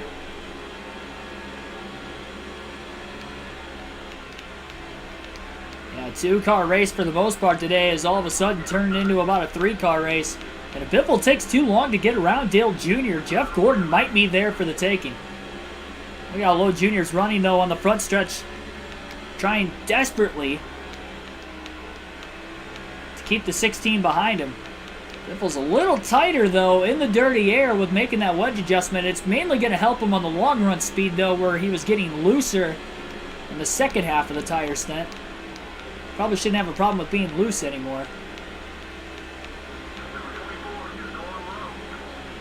Gordon's putting a lot of pressure right now on Greg Biffle, though.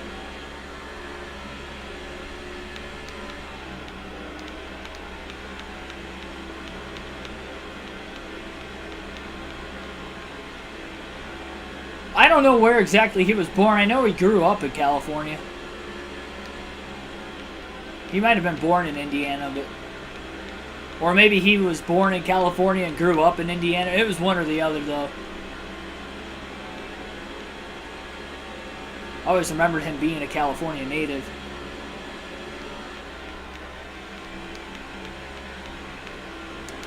Greg Biffle going to try and share draft Dale Earnhardt Jr., see if maybe they could pull away a little bit again.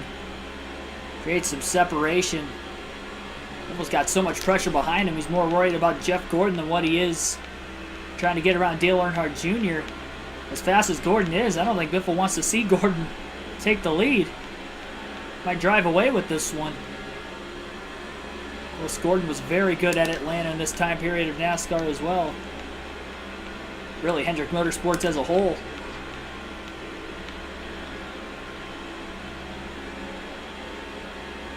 They don't pull away after a little while of doing this, though, then you're going to have to figure something out.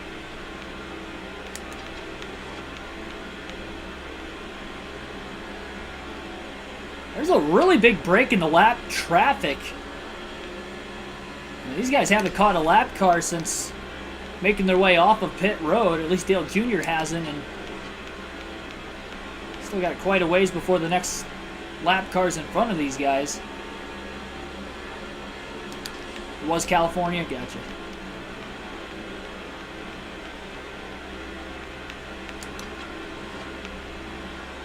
Yeah, I knew he grew up racing dirt tracks in Indiana when he was like 13, 14 years old in a 410 sprint car.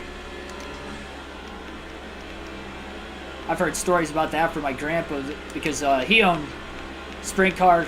I live in Northwest Ohio, so he raced at a lot of dirt tracks in Ohio. Well, he didn't race, but he owned the car and mechanicked on the car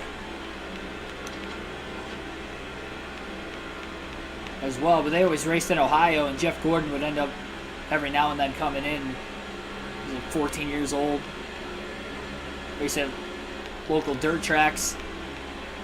Old story about how Jeff Gordon's short, that he would have to actually sit on a phone booth to see over the steering wheel while racing a 410 sprint car. I don't know how true that story is, but I've heard that story multiple times from him, so I can only take his words in for it. That's something I've always wanted to ask Jeff Gordon, though, if I ever got to meet him in person. Ask him if that story's true or not. Because that's wild if you think about it, especially when, you know, nowadays with how safe everything has to be in motorsports. That's just wild to me. Justin Out, welcome to the stream. Biffle had a bit bigger of a run on the back straightaway that time. Still couldn't get around Dale Earnhardt Jr. Greg was born in Vancouver, Washington, not Vancouver, Canada. I don't know if it's... Is Vancouver, like, on the... Like, is it in Canada and Washington, or is it two different locations? I've always wondered that. Like, is it a city that's literally divided? One part of it's in one country and the other part of it's in another?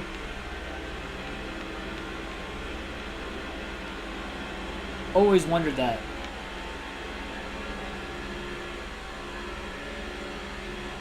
Still not able to get around Dale Earnhardt Jr.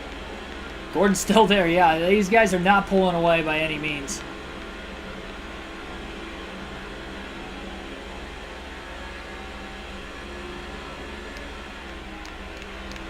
Biffle still can't get around the 8 car, though. He's definitely not share drafting him anymore. Junior leading all these laps all of a sudden again. Biffle probably led the majority of them during that last fuel and tire stint. Junior led a lot of them before that. Now it's Biffle trying to make a pass on the attack. Thought it's two different locations. Yeah, it might be. I don't know where at. Because I know Vancouver's on the Pacific Northwest in Canada, but I don't know. I guess it would be the Pacific Southwest in Canada. Northwest would be the United States, that area. But, definitely a lot of racing left. This thing is far from over. We'll alternate through the different camera angles one final time in today's race for about the next 8 laps.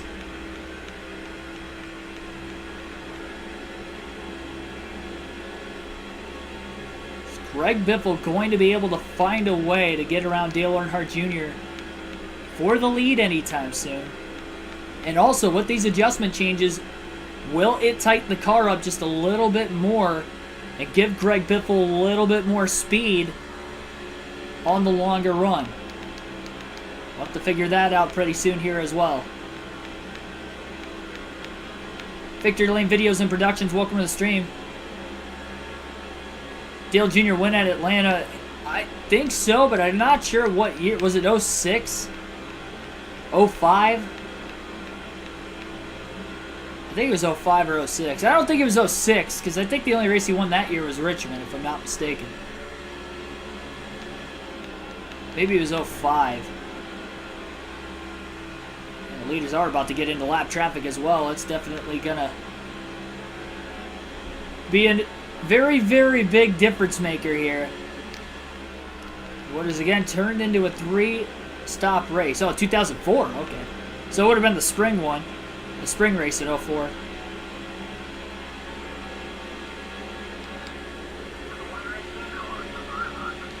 So that's kind of coincidentally won at Atlanta in 04, and he's probably led pretty close to, if not has already eclipsed the most laps led in this one.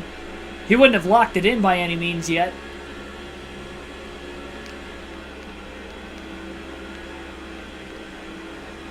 It's going to be a battle to the end between Biffle and Junior as far as that race goes. That is the race within the race. After passing the 119 car pretty smoothly for both Greg Biffle and Dale Jr., Jeff Gordon took a little extra time trying to get around the lap car. Gordon does have a teammate of Brian Vickers coming up soon that the 8 and the 16 are catching up on, and both Vickers and the 103 car side by side for position into turns 3 and 4 right now. That may hold up the 8 and the 16 a little bit more. Very, very close. Biffle getting out of the gas to try and keep it off the 8 car that time as they nearly made contact. Junior stuck in traffic. The 103 will not get out of the way. Giving Biffle a little bit of a run. And look how close to the back bumper Greg Biffle is on the 8 of Dale Earnhardt Jr. as they work their way into turn 3. Gordon still losing time to the top 2.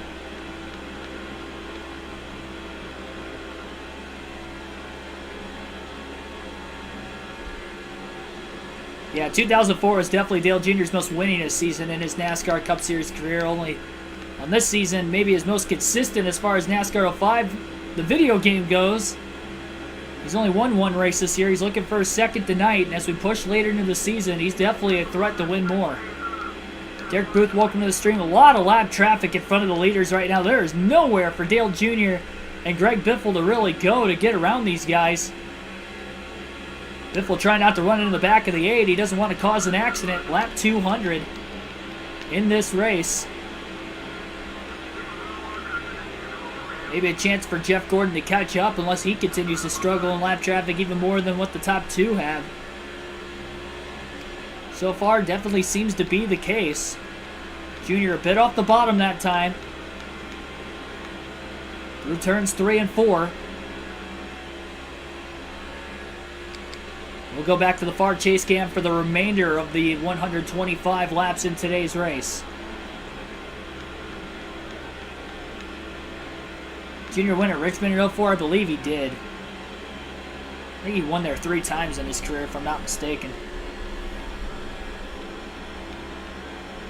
2001, 2004, 2006, I believe.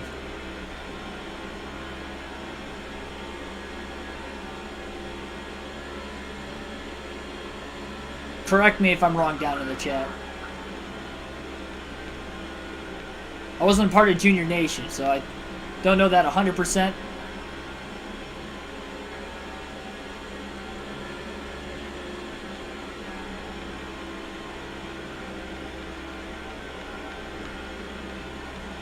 Biffle just trying to get the turn in the race car one of these times to get around Dale Jr.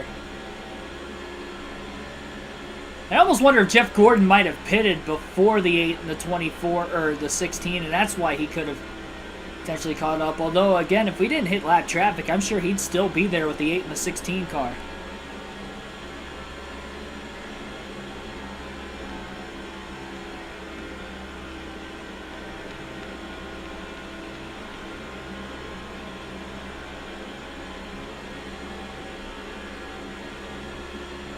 Nobody remembers who finished second.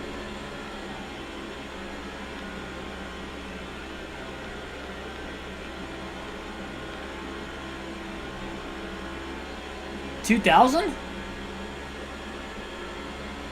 I thought it was 01. Yeah, I could have scored. I thought it was 2001. It was the first race after 9/11, I believe. The one I was unsure about was 04.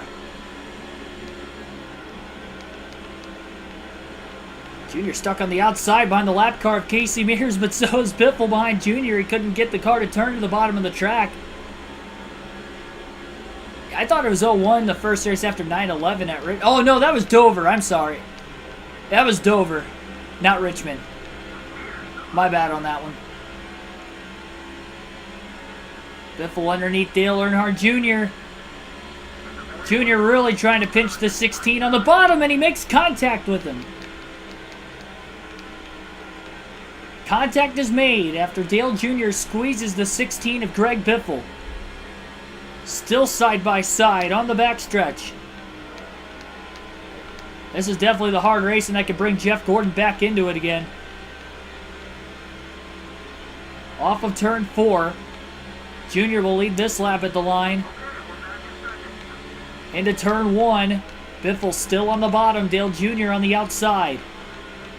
Biffle trying to slide up and take Jr.'s line away. Slide job, in fact, off the exit of turn 2, and Biffle's clear. And for the fourth, more than the fourth different time, considering how much Biffle and Jr. changed the lead back and forth during the last fuel run. Dover was the first race after. Yeah, my bad on that one. I was thinking it was Richmond for some reason.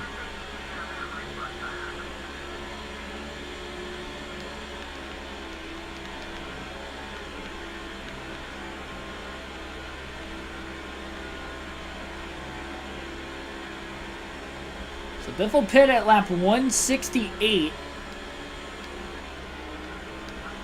65 laps into the run from there will take him to about lap 233, which means it should be a 2 pit stop race to the finish yet. Assuming this stays green to the end.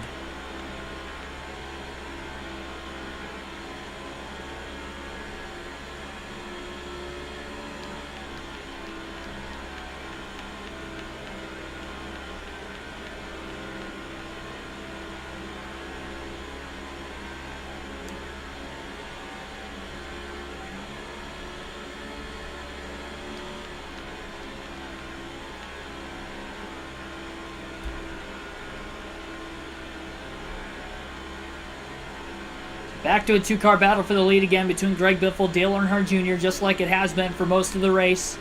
There's a 3-car battle there briefly with Jeff Gordon in the mix, but he's not really there anymore. Unless the 8 and the 16 start to battle back and forth again like they did earlier, and maybe that could bring Gordon back into it. Right now, it's Biffle out in front. Jr. hasn't been able to get back alongside of him since taking the lead away from Dale a few laps ago.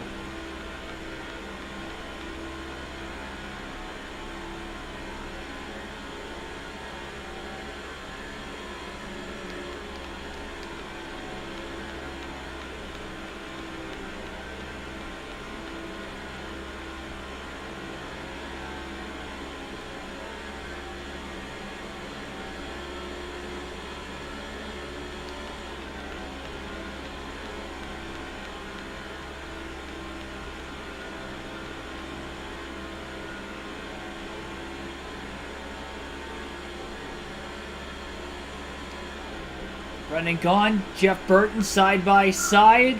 Jr. into the inside of Greg Biffle.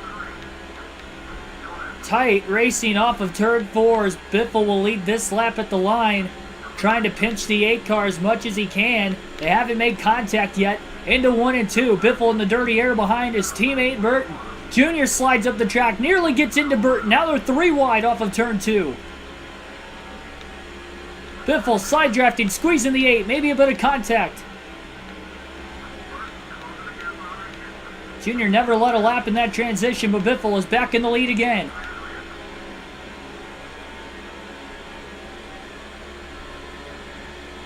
Nearly lost the lead in the dirty air.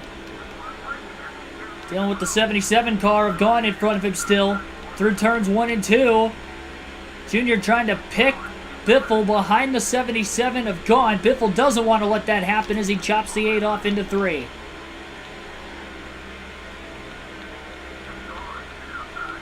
And there's Jeff Gordon closing in on the battle for the lead again as it starts to heat up between the 16 and the 8. Have to be close to seeing maybe our first drivers hit pit road. Biffle's less than 20 laps away from making his next green flag pit stop. It'll be his 3rd green flag stop of the day, 4th total.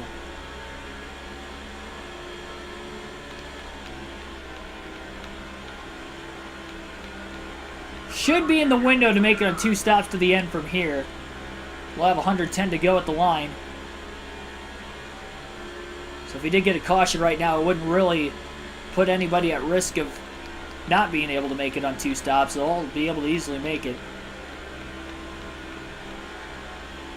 So I'd imagine the full field will pit if we do see a caution.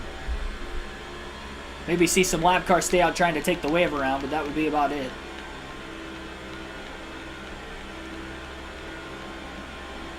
Nearly back to a 3-car battle for the lead between Greg Biffle, Dale Jr., and now Jeff Gordon in third, trying to close as well once again. Jeff Gordon has not led a single lap all day long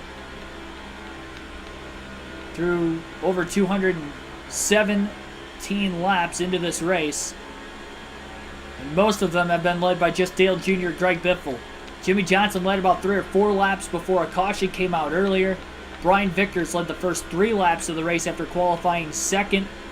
Got a much better launch off the start and beat the pole sitter Greg Biffle into turns 1 and 2 and was able to, again, lead those first few laps. Those are the only other drivers that lead a lap today. And this is very similar to how Martinsville went for both the 8 and the 16. Those two led nearly all day long. Dale Jr. led 318 of the 500 laps at Martinsville. Greg Biffle led almost every other lap to the end of the race except for the ones Dale Jr. led. Tony Stewart was the only other driver to lead any laps in that race. He led 3 laps in the middle of green flag pit stops. That was it. 497 of the 500 laps led by the 8 and the 16. He may lead over 95% of the race again today, too. The way things are looking right now, unless Jeff Gordon can find a way to get around both the leaders, which he hasn't even been able to get up to second outside of when he cycled into second following green flag pit stops earlier, but Biffle was able to get around him within a few laps. Biffle's put a little bit of a gap on Dale Earnhardt Jr. Biffle's definitely not dealing with any loose conditions at this point in the run. It's crazy how much of an adjustment a half round of wedge makes, because it's almost feeling like the car is still a little on the tighter side even in the second half of the run, which has not been the case all day before this setup. The first half of the run's been tight. It was tighter. It's definitely loosening up a little bit, but it's still tight.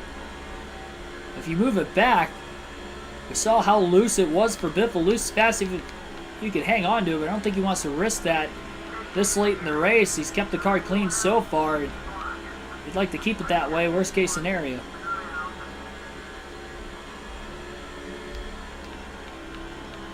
I don't think Biffle's going to be able to lead 183 laps today. If he was going to be able to do that, I mean, I guess it's still possible, but if he is able to do that, that would eclipse the 2,500 lap lead mark on the season.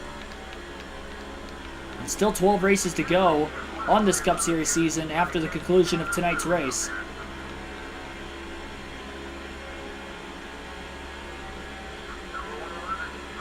Brad Carter in the 111 on the outside. Both Dale Jr. and Jeff Gordon each pit that last lap.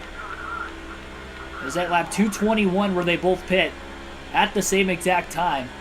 Biffle's going to stay out as long as he can, hoping for perhaps a second caution in this race. He's still got about 10 more laps before he pits. Maybe another lap or 2 at the most.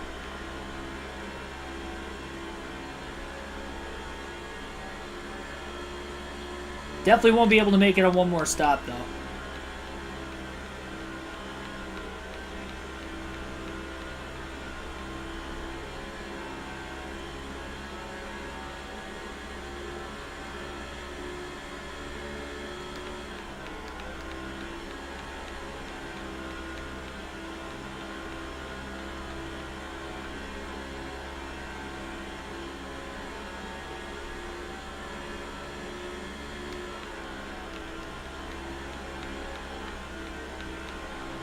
Biffle's got about an 11.8 second lead back to second place, whoever it is now. Dale Jr., Jeff Gordon get trapped a lap down. This would be big for Biffle if he can get a timely caution.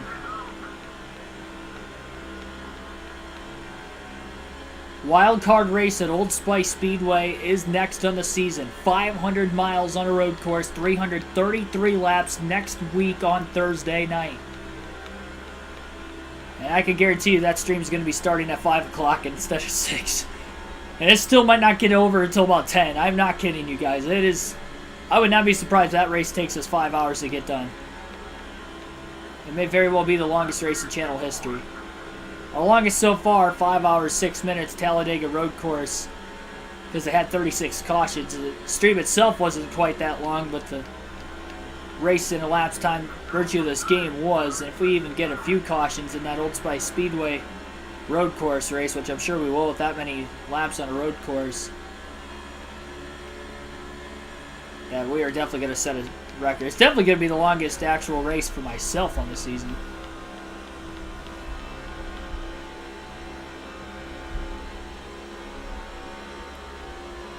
Regardless of how many cautions we get.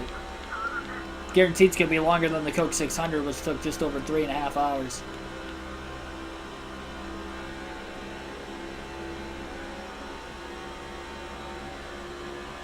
Even a race at Speedway Boulevard took 4 hours and 6 minutes. Or 4 hours 3. It was just over 4 hours. That was a pretty long one too. Still not the last road course race of the year at Old Spice either. You still have to take a trip to Watkins Glen yet before the end of the season.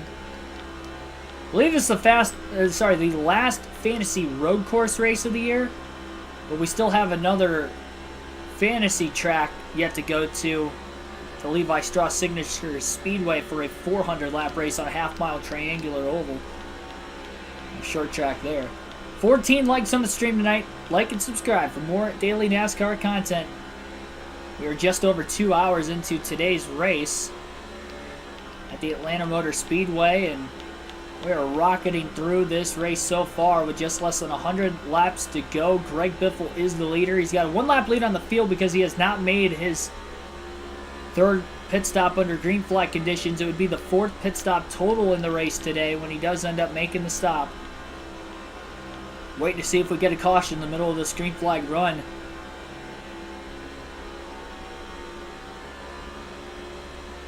No, Pocono's not a road course.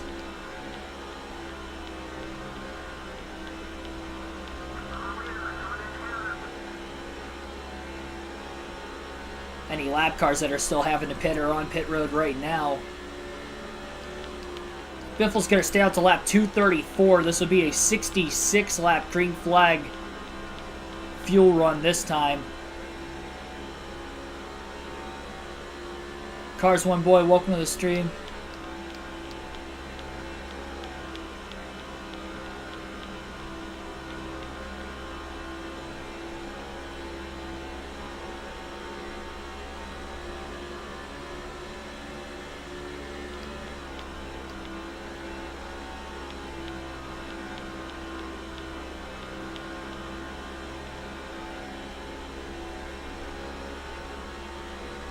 Yeah, there is a Pocono road course. I think you're right when you mentioned NASCAR Thunder 2004 with that. I think there was in that game. Fortunately, Pocono wasn't even a track we could race at in this game, even on the custom schedule season, as it just wasn't a thing. So I wanted to add the Levi Strauss Signature Speedway as a triangular track, even though it's a short track and much different. At least puts a triangle track on the schedule some way, shape, or form for this custom schedule season. Greg Biffle going to stay out this time by... He's going to pit at lap 234. It'll be a 66 lap run.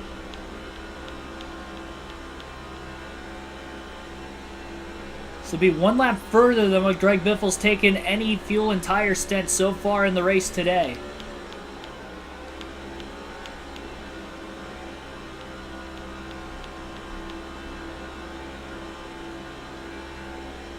Be the last car to hit pit road. Yeah, we actually ran the Phoenix infield on this season. That was one of the 2 races Biffle's DNF'd in this year. Biffle locking the tires up. Every time he has to lock the tires up off of turn 4, he's skating a little bit worse each time, but it'll get to pit road. It'll be 4 tires and fuel. No adjustments on this pit stop for the 16 crew. And we'll have 91 laps to go when Biffle cycles off of pit road this time, and hopefully the Jackman can stay on his feet. Walk like a penguin if you need to, Jackman. Just do what you can to not trip around the race car. He's made it around the right sides, going over the left sides. No mistakes so far. 2 of the first 3 stops today for Biffle have been mistaked, but not this one on pit stop number 4. Still going to lose the lead, though, coming off of pit road, I would have to imagine. There goes Dale Earnhardt Jr., so he is in the lead.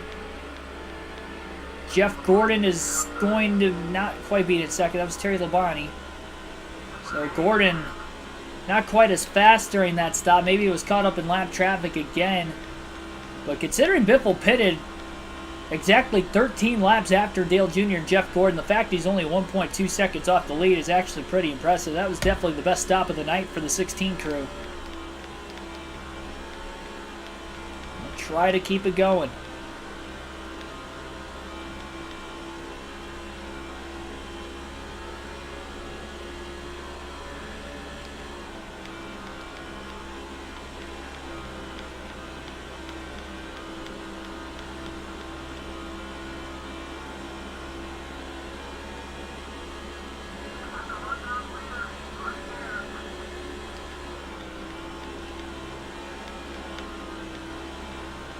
Reading your mind, boy, about walking like a penguin?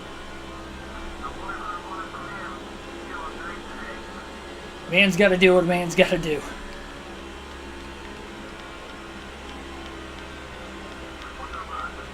Even if that means walking like a penguin.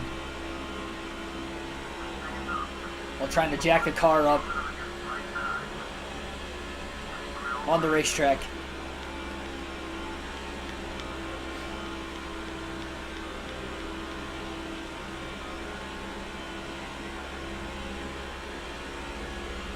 Maybe if he eats a couple more footlongs from Subway, it'll weight him down just enough that maybe he doesn't even have to pick up his feet when he's running. He could just kind of trudge him along and it'll at least keep him from falling over.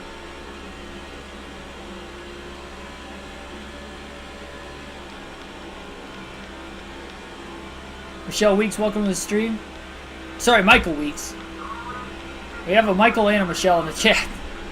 Combining them both together. Welcome to the stream, Michael.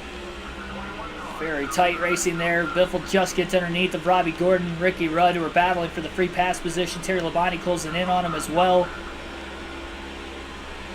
So Jeff Gordon not really in it right now. It's Dale Jr. and Greg Biffle again with themselves battling for the lead. 86 laps to go.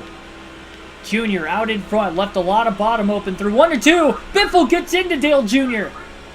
Right into the left rear corner panel, and Biffle's clear on the backstretch.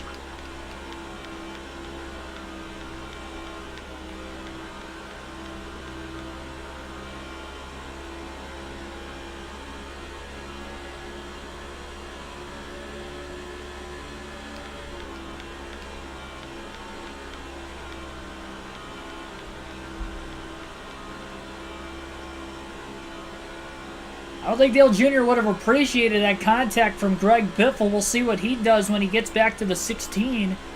If he can get back to him. Biffle better hope he doesn't get back to him.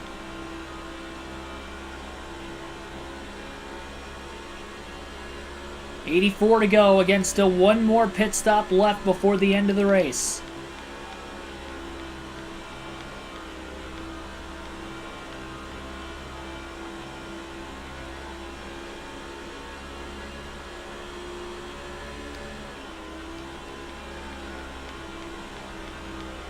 Biffle's going to stay out of the pits as long as he can before making that fifth and final stop in this race. And the only way he would end up coming to pit road before that is if he clinches the most laps led early enough. Trying to get those 10 bonus points first. He wants to make sure Dale Jr. is not going to put too much of a gap on him by pitting well before him. So it's definitely crucial for Greg Biffle.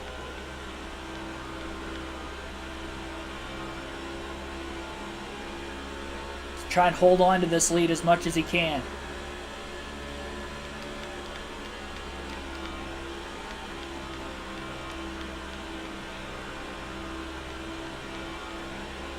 And we'll see if Jeff Gordon or maybe even anybody else could try to run down the 8 and the 16 again if they get to racing really hard and really aggressively with one another. Very minimal contact, really, they made with each other all day today. Looks like they're 3 wide off the exit of turn 4 up ahead. Bunch of lap cars all battling. Whether it's for position or not, we don't know right now. Who is all in that group? About 3 to 4 cars. One trailing just behind him as well. And Dale Jr. is really closed over the last lap and a half on Greg Biffle, and he's within about a half a car length into 3. And they are 3 wide again through turns 3 and 4 up there. Oh, contact! I saw some sparks flying. We stayed green. 80 laps to go. Last thing that Dale Jr. and Greg Biffle want is those guys to wreck in front of him. That's going to be a mess when Greg Biffle and Dale Jr. catch him. They were 3 wide off turn 4 2 laps in a row. That second time they made a lot of contact. Jr. clipping the apron into turns 3 and 4. Look how deep he is driving in the middle of the corner, trying to get underneath the 16 of Biffle, and he almost got there, but not quite. And Jr. now goes way up the racetrack. I don't know if he got the wall or not off turn 4. Definitely close.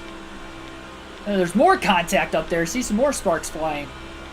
They weren't 3 wide that time through 1 and 2, but they are definitely still racing hard.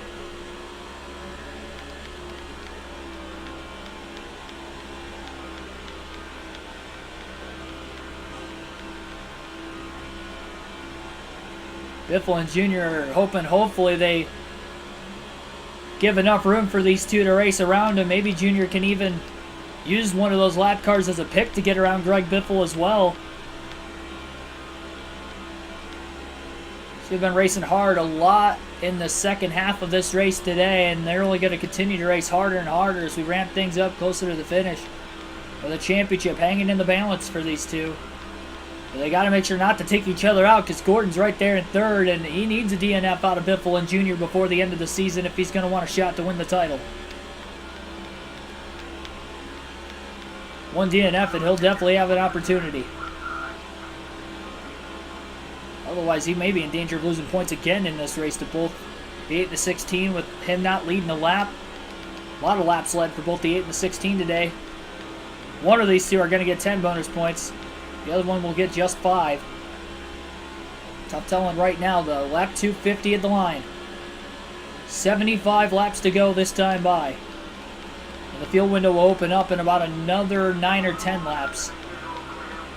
141 of Ray Parker going to stay wide. Biffle underneath them off of turn 2. Yes, this is a council game.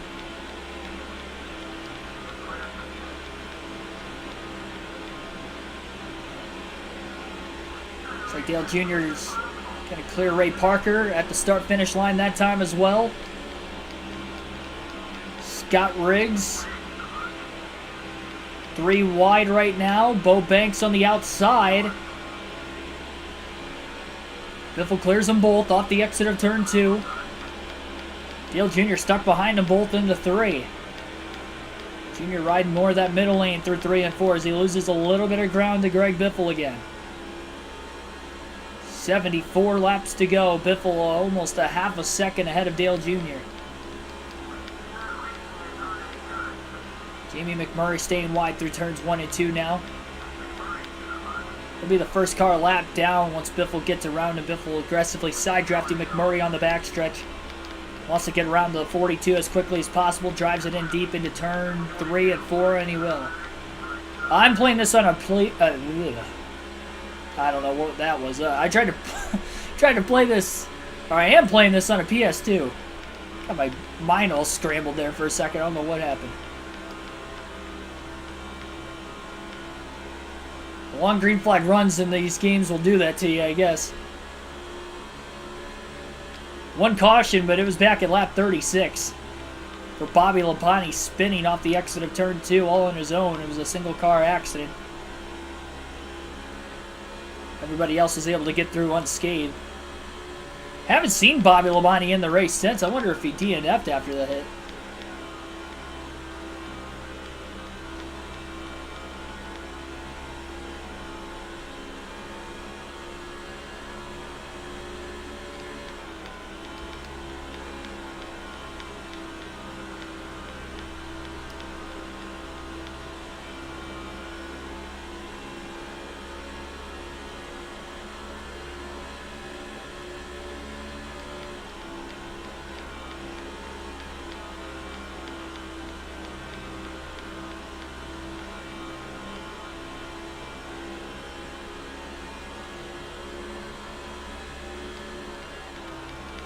Bobby Labonte won at Atlanta 5 times in his career. Yeah, I don't think he's going to win today with that wreck he had earlier. It was a pretty violent hit.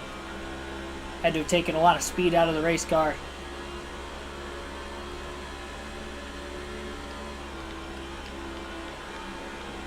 One thing I was kind of just thinking about the other day randomly when I was thinking about this season, if we do win the championship by a close margin over Dale Earnhardt Jr. So you see Ward Burton down on the bottom of the racetrack blowing an engine in the zero car. But anyway, what I was going to say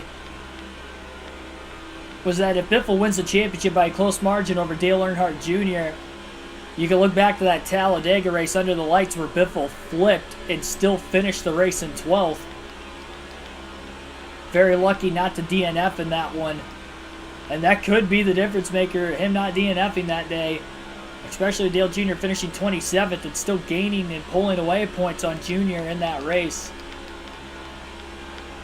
Highly incredible, really.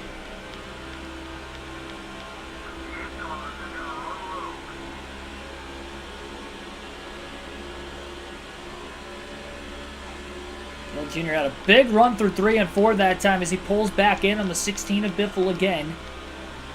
Still a 2-car battle for the lead. Jeff Gordon's not caught him during this current fuel and tire stint right now. Biffle gonna pull down, really trying to block Dale Jr.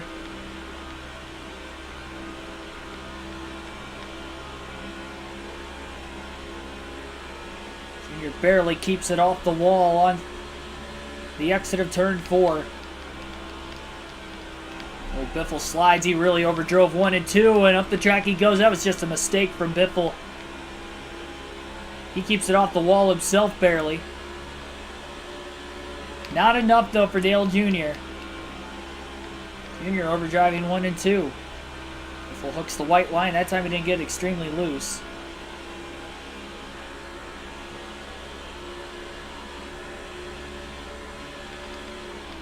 And that fuel window is open to the end of the race. If anybody wants to pit, they can. Haven't seen anybody short pit yet.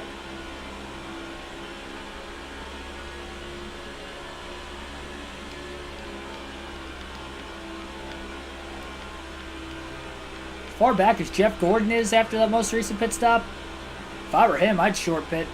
Haven't led in this race yet. You know you're not going to stay out as long as Greg Biffle to get 5 bonus points for leading a lap, so you might as well try something different.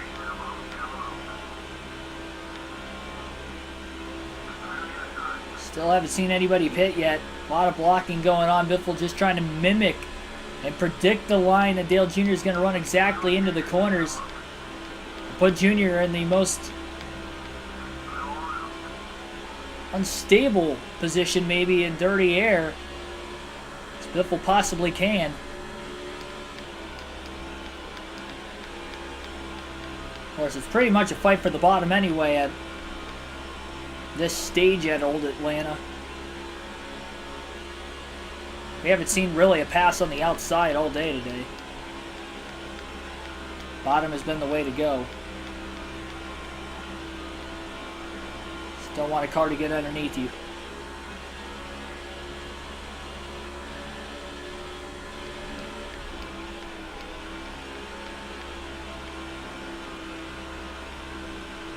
With a bit of an overdrive, diving it off a little too early into 1 and 2 again. Dale Jr. seemed to beat him that corner. Not enough of a run to be able to beat Biffle back to the bottom into turn 3, though. Wider arc into the corner that time for Biffle. 1 car on pit road right now. Actually, a few cars on pit road right now. So our first comers onto pit road making their 5th and final stop of the day.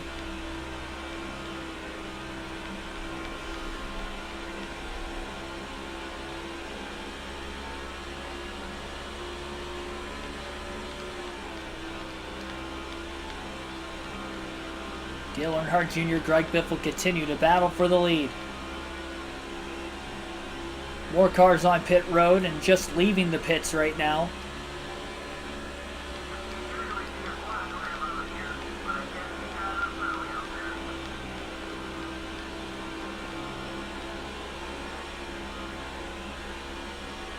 Mentioned at the very start of the race today, maybe we'll see another one of those classic Atlanta side-by-side finishes.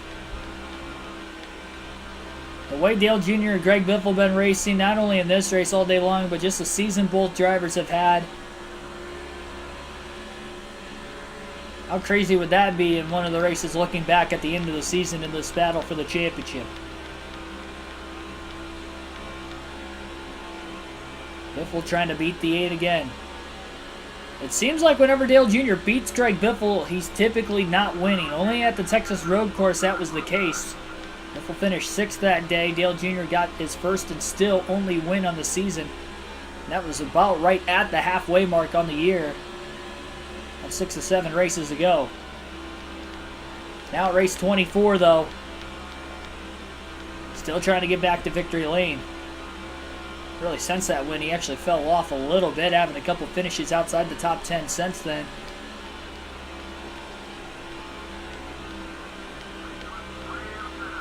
Not getting as many top 5s either. Even if he is getting top 10s, he's finishing more towards the back half, excluding Martinsville where he led the most laps and finished 2nd.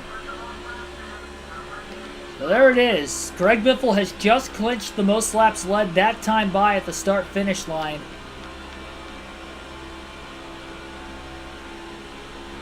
So that is big. He doesn't want to pit yet, in case we do get a late yellow. But if Dale Jr. pits, I think Greg Biffle is going to have to pit with him.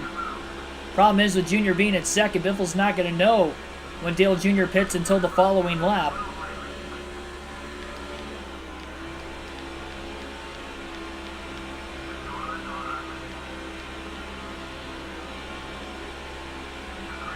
Cars get around Johnny Sauter through turns 1 and 2. Stays on the outside.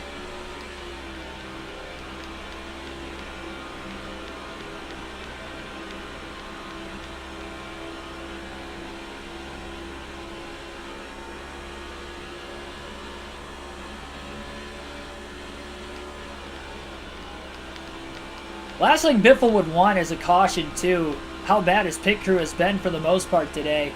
At least on 2 stops, very, very poor pit stops. In fact, the only pit stop they had under caution was one of the 2 times that the Jackman fell over. Dale Jr. driving it in flat through 3 and 4, got it to stick. Biffle's already clinched the most laps led at the line. It looks like Dale Jr. by inches leads that lap. For the official lead change, still side by side for the lead through 1 and 2. And Dale Jr. will pull up the track off the exit of turn 2. He has cleared Greg Biffle back to the lead again.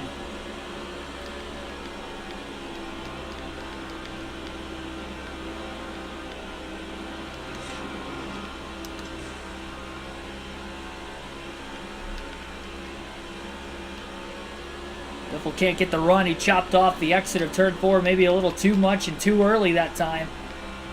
Right in the middle groove. Maybe trying to build up a little bit more of a run off the exit of turn 2. Side-by-side lap traffic is what Dale Jr. is closing in on. It's going to be interesting because one of those lap cars is Mark Martin. That's Biffle's teammate.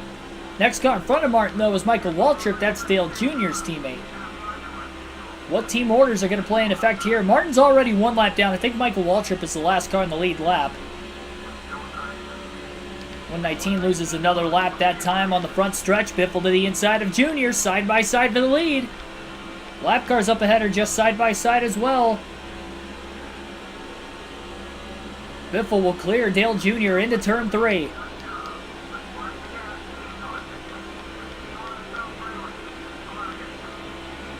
Martin's going to clear Waltrip. Dale Jr.'s in the wall off turn 4. Biffle got a little loose that time, really hanging it out. Trying to get to the inside of the 15, but Waltrip goes down to block Biffle, and that is going to allow Dale Jr. to get there. 3 wide off the exit of turn 2. It's a DEI sandwich, and Greg Biffle's the meat.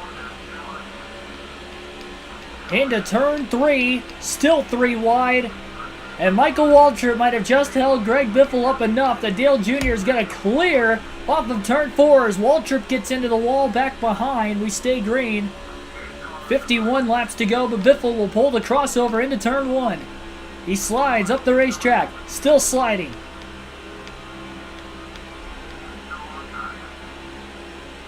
And side by side for the lead, as Jr. has to drop back in line behind Biffle into 3. Jr. trying the crossover now, but Biffle cuts down in the middle of the corner. Throws a block off the exit of turn 4. What a battle with 50 to go. And this has been the battle between these two for most of the day. Really, ever since the restart of that first caution, it has been all Dale Jr. and Greg Biffle. Johnson and Vickers lost so many spots on pit road. Vickers is a lap down now. Jimmy is nowhere to be found. Biffle trying to side draft Dale Jr. off the exit of turn 4. Jr. is clear. Biffle with the undercut move on the front stretch. And into turn 1 they go. Still side by side, but this time it's Biffle on the bottom, Jr. on the outside. What a race. Michael Waltrip in the 15 still hanging in there. He's on the inside of his teammate Dale Jr. right now. He wants to get into the mix and potentially try to hold Biffle back again. Waltrip clears the 8. Now he's just going to go wide into turns 1 and 2. He's going to let his teammate get back underneath him again. I don't know if Waltrip meant to pass the 8 without passing the 16, but he couldn't get around the 16. So it actually costed Dale Jr. a little bit of time over the last lap. Jr. about 3 to 4 car lengths off the lead, giving Biffle at least a tiny bit of breathing room, probably more than what he's had this entire fuel run so far, as the leaders are still out on the track with less than 50 laps to go. Just in case caution happens, they don't want to get taken out of a shot to win. More cars are on pit road this time off of turn 4. Biffle blows around Kyle Petty. One car in the wall off of turn 2 up ahead. No caution there as they keep it going in the right direction. Whoever that next lap car is up ahead was the one that scraped the wall off of turn 2. Saw some dust flying up, some smoke. It was a pretty light hit, but he got into the wall nevertheless. Almost a half a second between the top two. A little bit of calmness before the final pit stop of the day. It'll be the money stop. There's going to be a lot on the line, and Dale Jr. is on pit road. Biffle is going to miss the pits. He tried to pit the same time as Dale Jr., so he wasn't going to lose too much time. And Greg Biffle misses pit road. And Jeff Gordon will take his first lead of the race. Gordon's going to lead this next lap. Oh, that is a costly error for Greg Biffle. He made the decision too late. Junior was so far behind him that when Biffle tried to pit out of the rear view, it was too late. Now he'll pit this time by. 70 miles per hour is his pit road speed limit. This time he doesn't miss it. It'll be 4 tires and fuel for the 16, no adjustments. And a costly mistake with less than 50 to go. The pit road errors today for the entire 16 team, really. That time it was Biffle's fault. Jackman's fallen over on 2 stops. It has just been a terrible day on pit road for this team, and that might have done them in if this stays green to the end. Junior's going to cycle in front of him by quite a bit. Jimmy Johnson going to take the race lead away as Jeff Gordon pit that last lap. Second time Johnson's led today. Biffle getting up to speed quicker than the 21 of Rudd. Get back around him. He was in front of him when they came into the pits as well. Biffle sliding the tires coming out of the pits.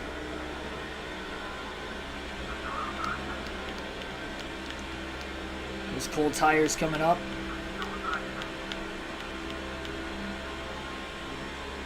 Jimmy Johnson just trying to stay out of the pits as long as he can and maybe hope for a late caution with just less than 50 laps to go.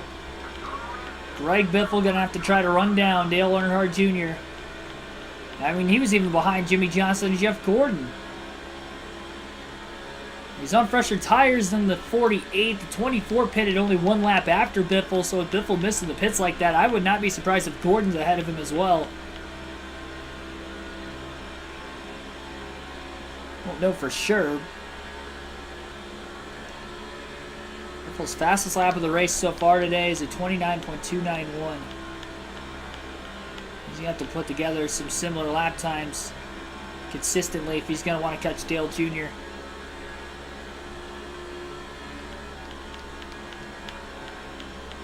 Jimmy Johnson pit that last time by, so Greg Biffle's back on the lead lap. Kurt Busch will lead his first lap of the race this time by.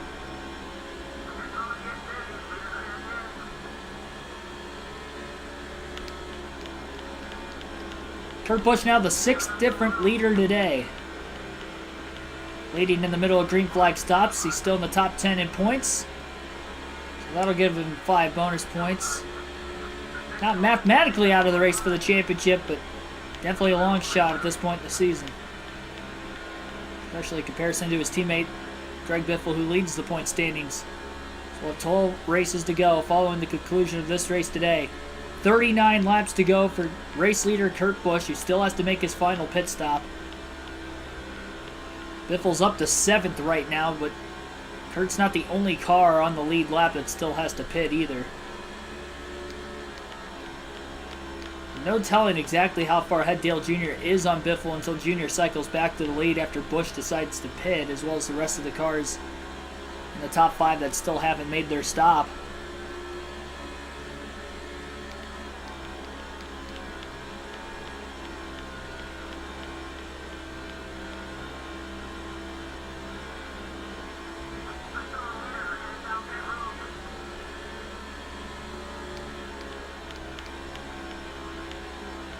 Problem too, with only 1 lap fresher tires, not like Biffle's really got to close in on the 8 with fresher tires.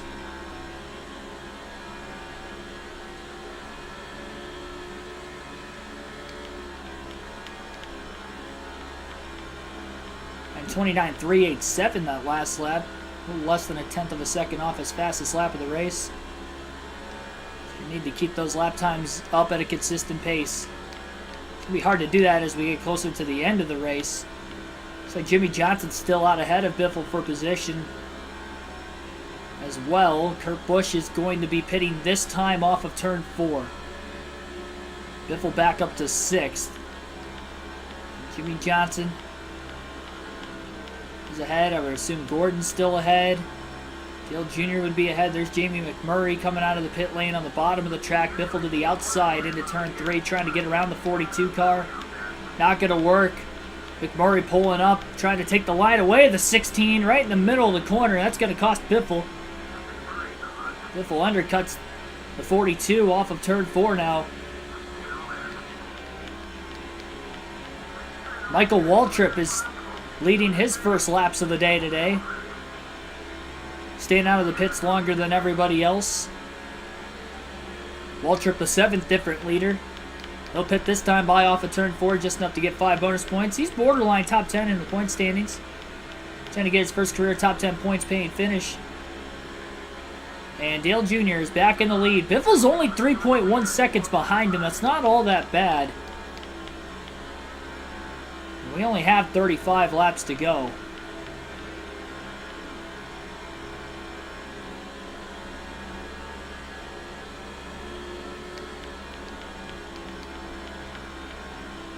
Lap traffic can definitely get in the way as well. We saw a lot of heavy lap traffic, and if you look at the track map on the upper right-hand corner of the screen right now, about Jamie McMurray, I think McMurray's a lap down. I don't think he was for position. Not that I noticed, at least. I thought he was a lap down earlier in the race. If not, yeah, he is having a good run. Michael Waltrip is a lap down as he cycles off the pit road on the inside of Jeff Gordon. That's going to hold Gordon up. Look at Gordon being blocked by Waltrip off of turn 4. Both cars nearly in the wall. Biffle to the inside of Johnson for 3rd. Into turn 1. Waltrip trying to hold back these guys as much as he can to try and help his teammate again, who's in the running for the championship.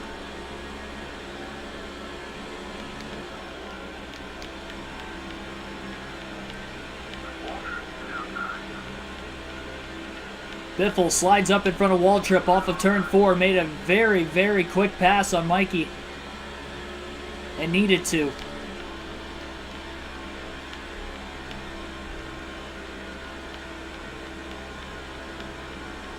Gordon struggling around the next lap car in the 175. Tim Wagner, he couldn't clear him off of turn 2. Biffle's driving in deep into turn 3. He's pushing extremely hard right now.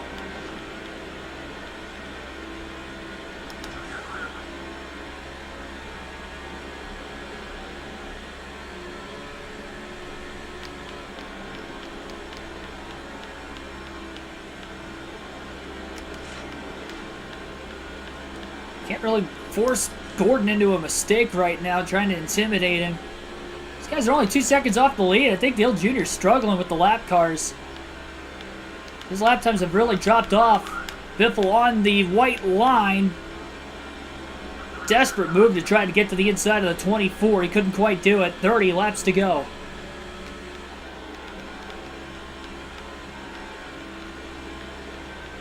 Biffle on the inside of Gordon. He beats him back to the gas in the center of the corner.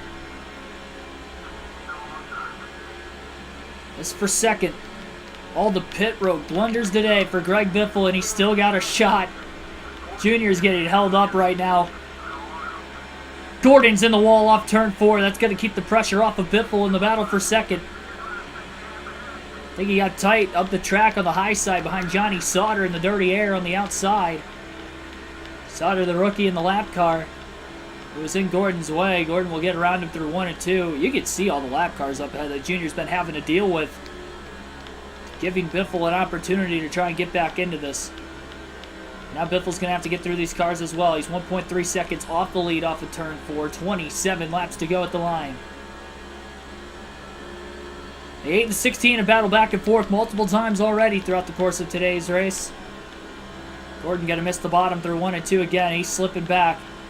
If the 8 and the 16 battle each other enough, we saw midway through the race, Gordon had closed in out of pretty much pure randomness. Gordon has led 1 lap today, and it was in the middle of green flag pit stops this most recent time. That was because Greg Biffle missed pit road. That's the only reason he got the lead a lap. Otherwise, Biffle probably would have led that last lap at the line. Well, either way, I guess he would have pitted. Maybe it didn't matter. Therefore, now that I think about it, I think he's led 2 laps today, but still, he hasn't led many. Mike Murphy, Rusty Wallace staying wide. Biffle 3 wide at the bottom of the lap cars. Merging at the start-finish line. No more lappers between the top 2. Biffle's a half a second off the lead and closing fast on Dale Jr. Jr. bottoming out in the middle of the corner as well. Maybe the air pressure is a little too low in the race car. Saw that on the early going of a fuel run earlier in the race where he was bottoming out quite a bit too. 25 to go. Biffle definitely closed in a lot quicker than what I thought he would from 3.1 seconds off the lead when Junior had taken the lead back following the cycling of green flag pit stops. Junior again to the top through 1 and 2, and Biffle closes on the bottom. And now as Biffle's there, it looks like Junior's going to try to protect on the inside lane into turns 3 and 4. But he overdrives it again. And here comes Biffle to the bottom of the racetrack, side by side for the lead. Door to door. Biffle leads by half a car length at the line. 24 laps to go. And the Biff is out in front at Atlanta. Junior trying to get the run off the high side. Does he have anything for Biffle?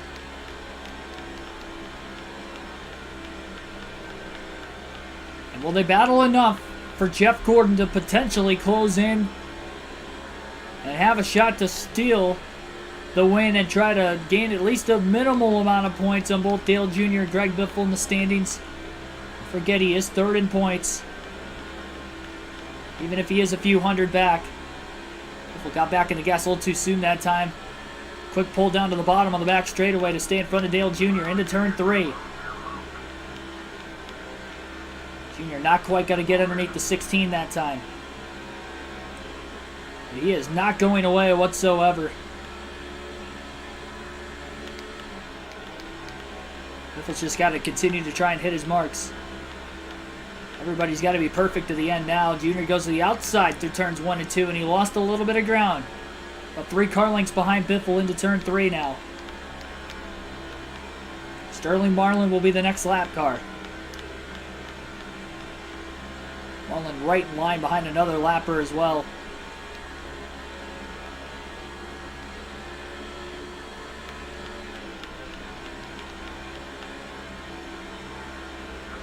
Jerry Fastnat, welcome to the stream. Yep, everybody is good on fuel to the end. Biffle missed the bottom of the track that time. Kind of ran more of the middle line through 1 and 2, and Junior closes back in again. Tense battle for the championship. We approach the final third of the season. And it's between the top 2 and really even the top 3 in points. They're running 1, 2, 3 tonight. And can't forget about Gordon. This mid-season surge of his own. Matt Kenseth is the last car in the lead lap. Sterling Marlin's already 1 lap down. Kenseth may try to help Biffle out when the leaders get to him.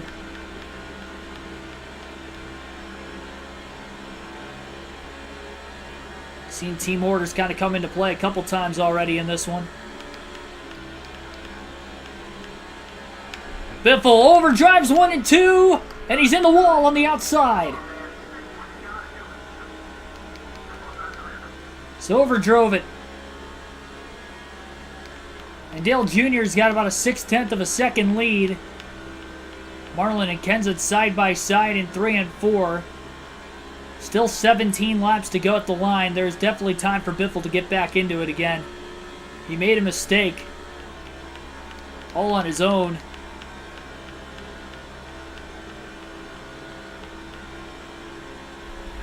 He couldn't keep it off the wall.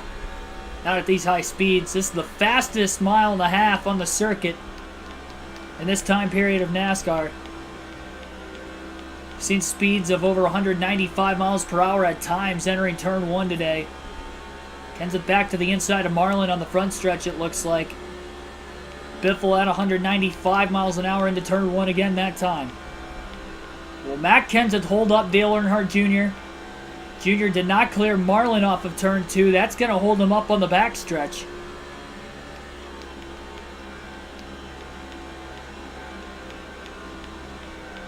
Lap traffic that allowed Biffle to close in as quickly as he did from 3.1 seconds off the lead earlier. He didn't get in the wall hard. It's only the 3rd time he's even scraped the wall in this race today, but he definitely didn't get in the wall hard. I don't really think there's heavy damage. Kenseth on the outside. Dale Jr. on the bottom. Jr. not going to be able to get around the 17 through 1 and 2. Should be able to get there in 3 and 4. Biffle to the inside of Sterling Marlin off of turn 4. 15 laps to go. Kyle Petty staying wide. Out of the way of Dale Earnhardt Jr. Biffle closing in on Petty. They'll pull to the bottom into turn 3 underneath the 45 car as well. Junior's closing right back in. So Biffle closing right back in on Dale Jr. Kenseth first car lap down. If we get a quick caution, he'll get the free pass.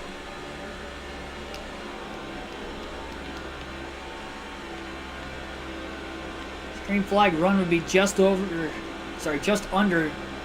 290 laps to the finish. If it does stay green, and if we do get a caution in the final 5 laps, it could end the race. No overtime in this time period of NASCAR.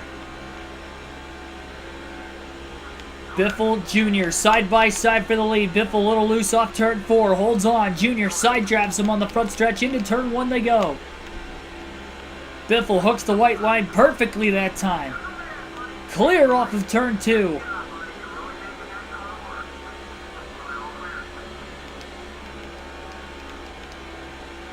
Jr. trying to undercut. Not going to be able to get there.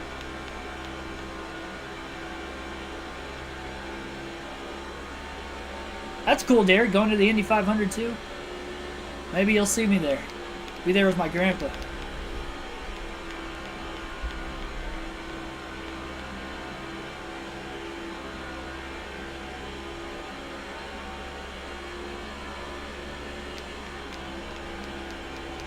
$11 to go this time by. Wow, Biffle just way off the bottom.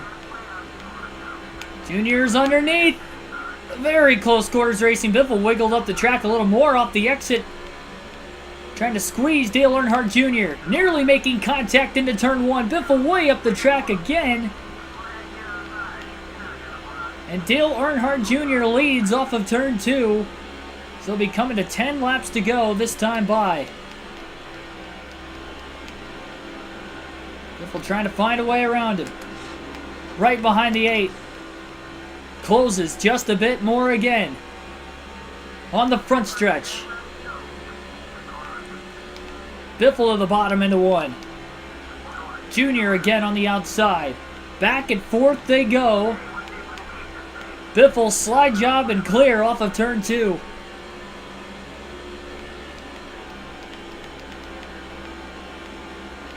Past halfway through the fuel and tire stint. It's Mark Lockhart in the 192 car just up ahead. He will be the next lap car with 9 to go. Biffle should get to the inside of Lockhart pretty easily into turn 1. Junior going to get to the bottom as well. Junior gets a little tight behind the 16. Oh, Lockhart's in the wall off of turn 2. I still out Kenseth behind Junior. He's the first car 1 lap down. Kenseth gets around him on the backstretch. We stay green. 8 to go at the line. Biffle about 2 car lengths ahead of Dale Earnhardt Jr. into turn 1. Really can't make a mistake now. Junior runs the top side, middle to upper groove really, in turns 1 and 2 that time. Dale Earnhardt Jr. Can he close? Again, he goes up the track at 3 and 4, as that is just not helping him. He's not building up enough momentum.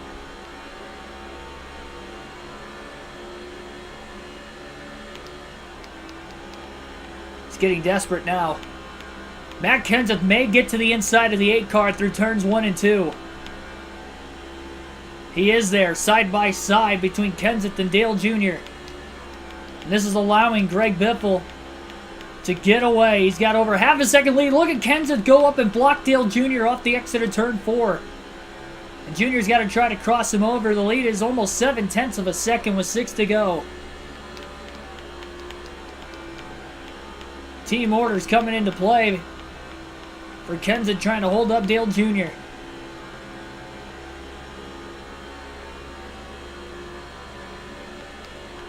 They're still side by side. This time it's Junior on the bottom into turn 3. Kenseth on the outside. 5 to go at the line. Junior's 0.8 of a second off the lead. Biffle's not done with the lap traffic himself yet. He has Barry Baker and Derek Cope as the next 2 lap cars in front of him. And I don't think he'll catch this lap. He'll probably catch the next lap. Right now they're single file.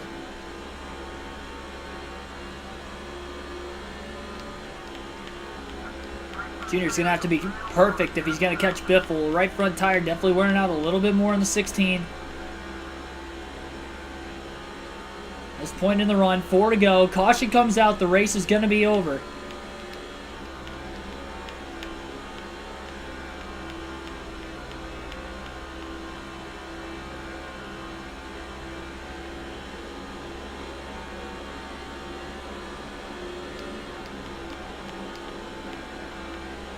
Biffle didn't catch the lap cars in front of him yet that time. Through 3 and 4. 3 to go at the line. 0.9 of a second is the difference between first and second place. Both Baker and Cope are already 1 lap down. Baker going to stay wide. He'll stay up out of the way. Through turns 1 and 2, Greg Biffle will clear him. Now he needs to get around Derek Cope in the 50. I believe Scott Wimmer will be the next car up ahead. In the 22 for Bill Davis Racing. Cope stays wide in 3 and 4. Biffle will clear him off of turn 4. 2 to go at the line. Matt Kenseth got in the way of Dale Jr. about 4 to 5 laps ago and allowed Biffle to pull ahead to this 0.9 of a second lead before Jr. was able to finally clear and get around him. And now there's 2 lap cars between the top 2 as well. And it's too little too late for Dale Jr. It'll be another max points day for Greg Biffle.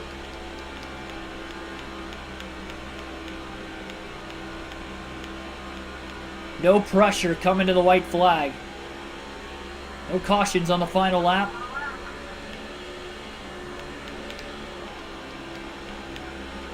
I don't even think Biffle's going to catch Scott Wimmer at all into 3 and 4 on this final corner either. Be far enough up ahead. 3/4 of a mile to go. Wimmer going to stay wide through 3 and 4. I believe he's on the lead lap. Not anymore. I guess Wimmer's just going to let Biffle go. Off of turn 4, Greg Biffle will win at Atlanta, continuing to grow his points lead late in the season. That's a dozen wins on the year for Biffle, and career win number 13. Pretty much kept the car clean all day. Just a great job.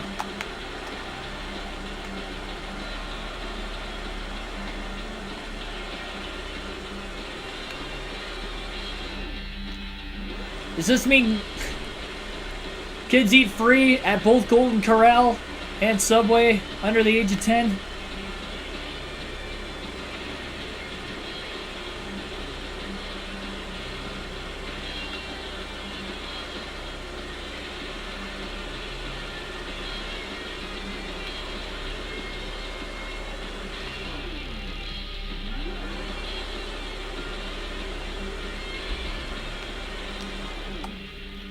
Yeah, there we go. Greg Biffle earned this one with the max points day.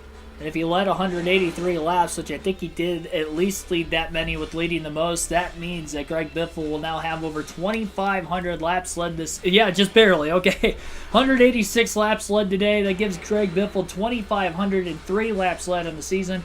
Dale Jr. leads 121 laps today, finishing second. Jeff Gordon led that 1 lap during green flag pit stops. He ends up finishing third. Jimmy Johnson fourth, leading 8 laps. Kevin Harvick rounds out the top 5.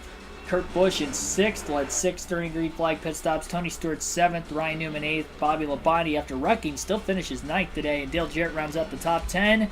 That is the only caution for incident as well today. Back on lap 36 for Bobby Labonte, spinning hard into the wall all by himself off turn 2. Nobody else collected, but still finished on the lead lap. Still finished 9th. Good rally for him. And as far as the cautions go, we had 1 caution again for 3 laps. 36 lead changes in today's race. 9/10 of a second margin of victory. It was close all day long, but those final 7 laps, Biffle was able to pull away from Junior after Matt Kenseth had helped his teammate out.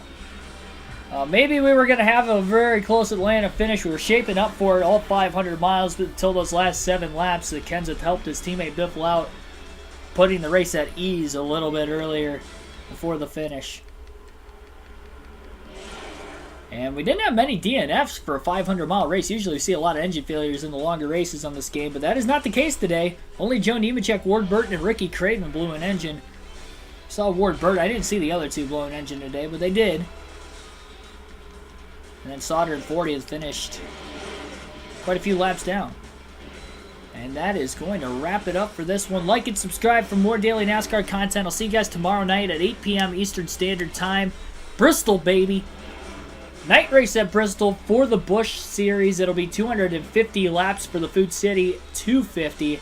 And that'll be a lot of fun. Of course, that'll kickstart our weekend at Bristol. We'll have that tomorrow night. I'll be at Bristol both Saturday and Sunday for the Truck and the Cup race. All the heat races going on Saturday as well for the Cup and the Truck Series. That'll be a lot of fun. Get to videotape that. Predictions video coming from Bristol Motor Speedway this weekend as well. Post-race analysis, much, much more. Thank you, everybody. Had a great time. One more stream before I leave for the weekend. And we'll have a good one at Bristol, baby, tomorrow night for the Busch Series.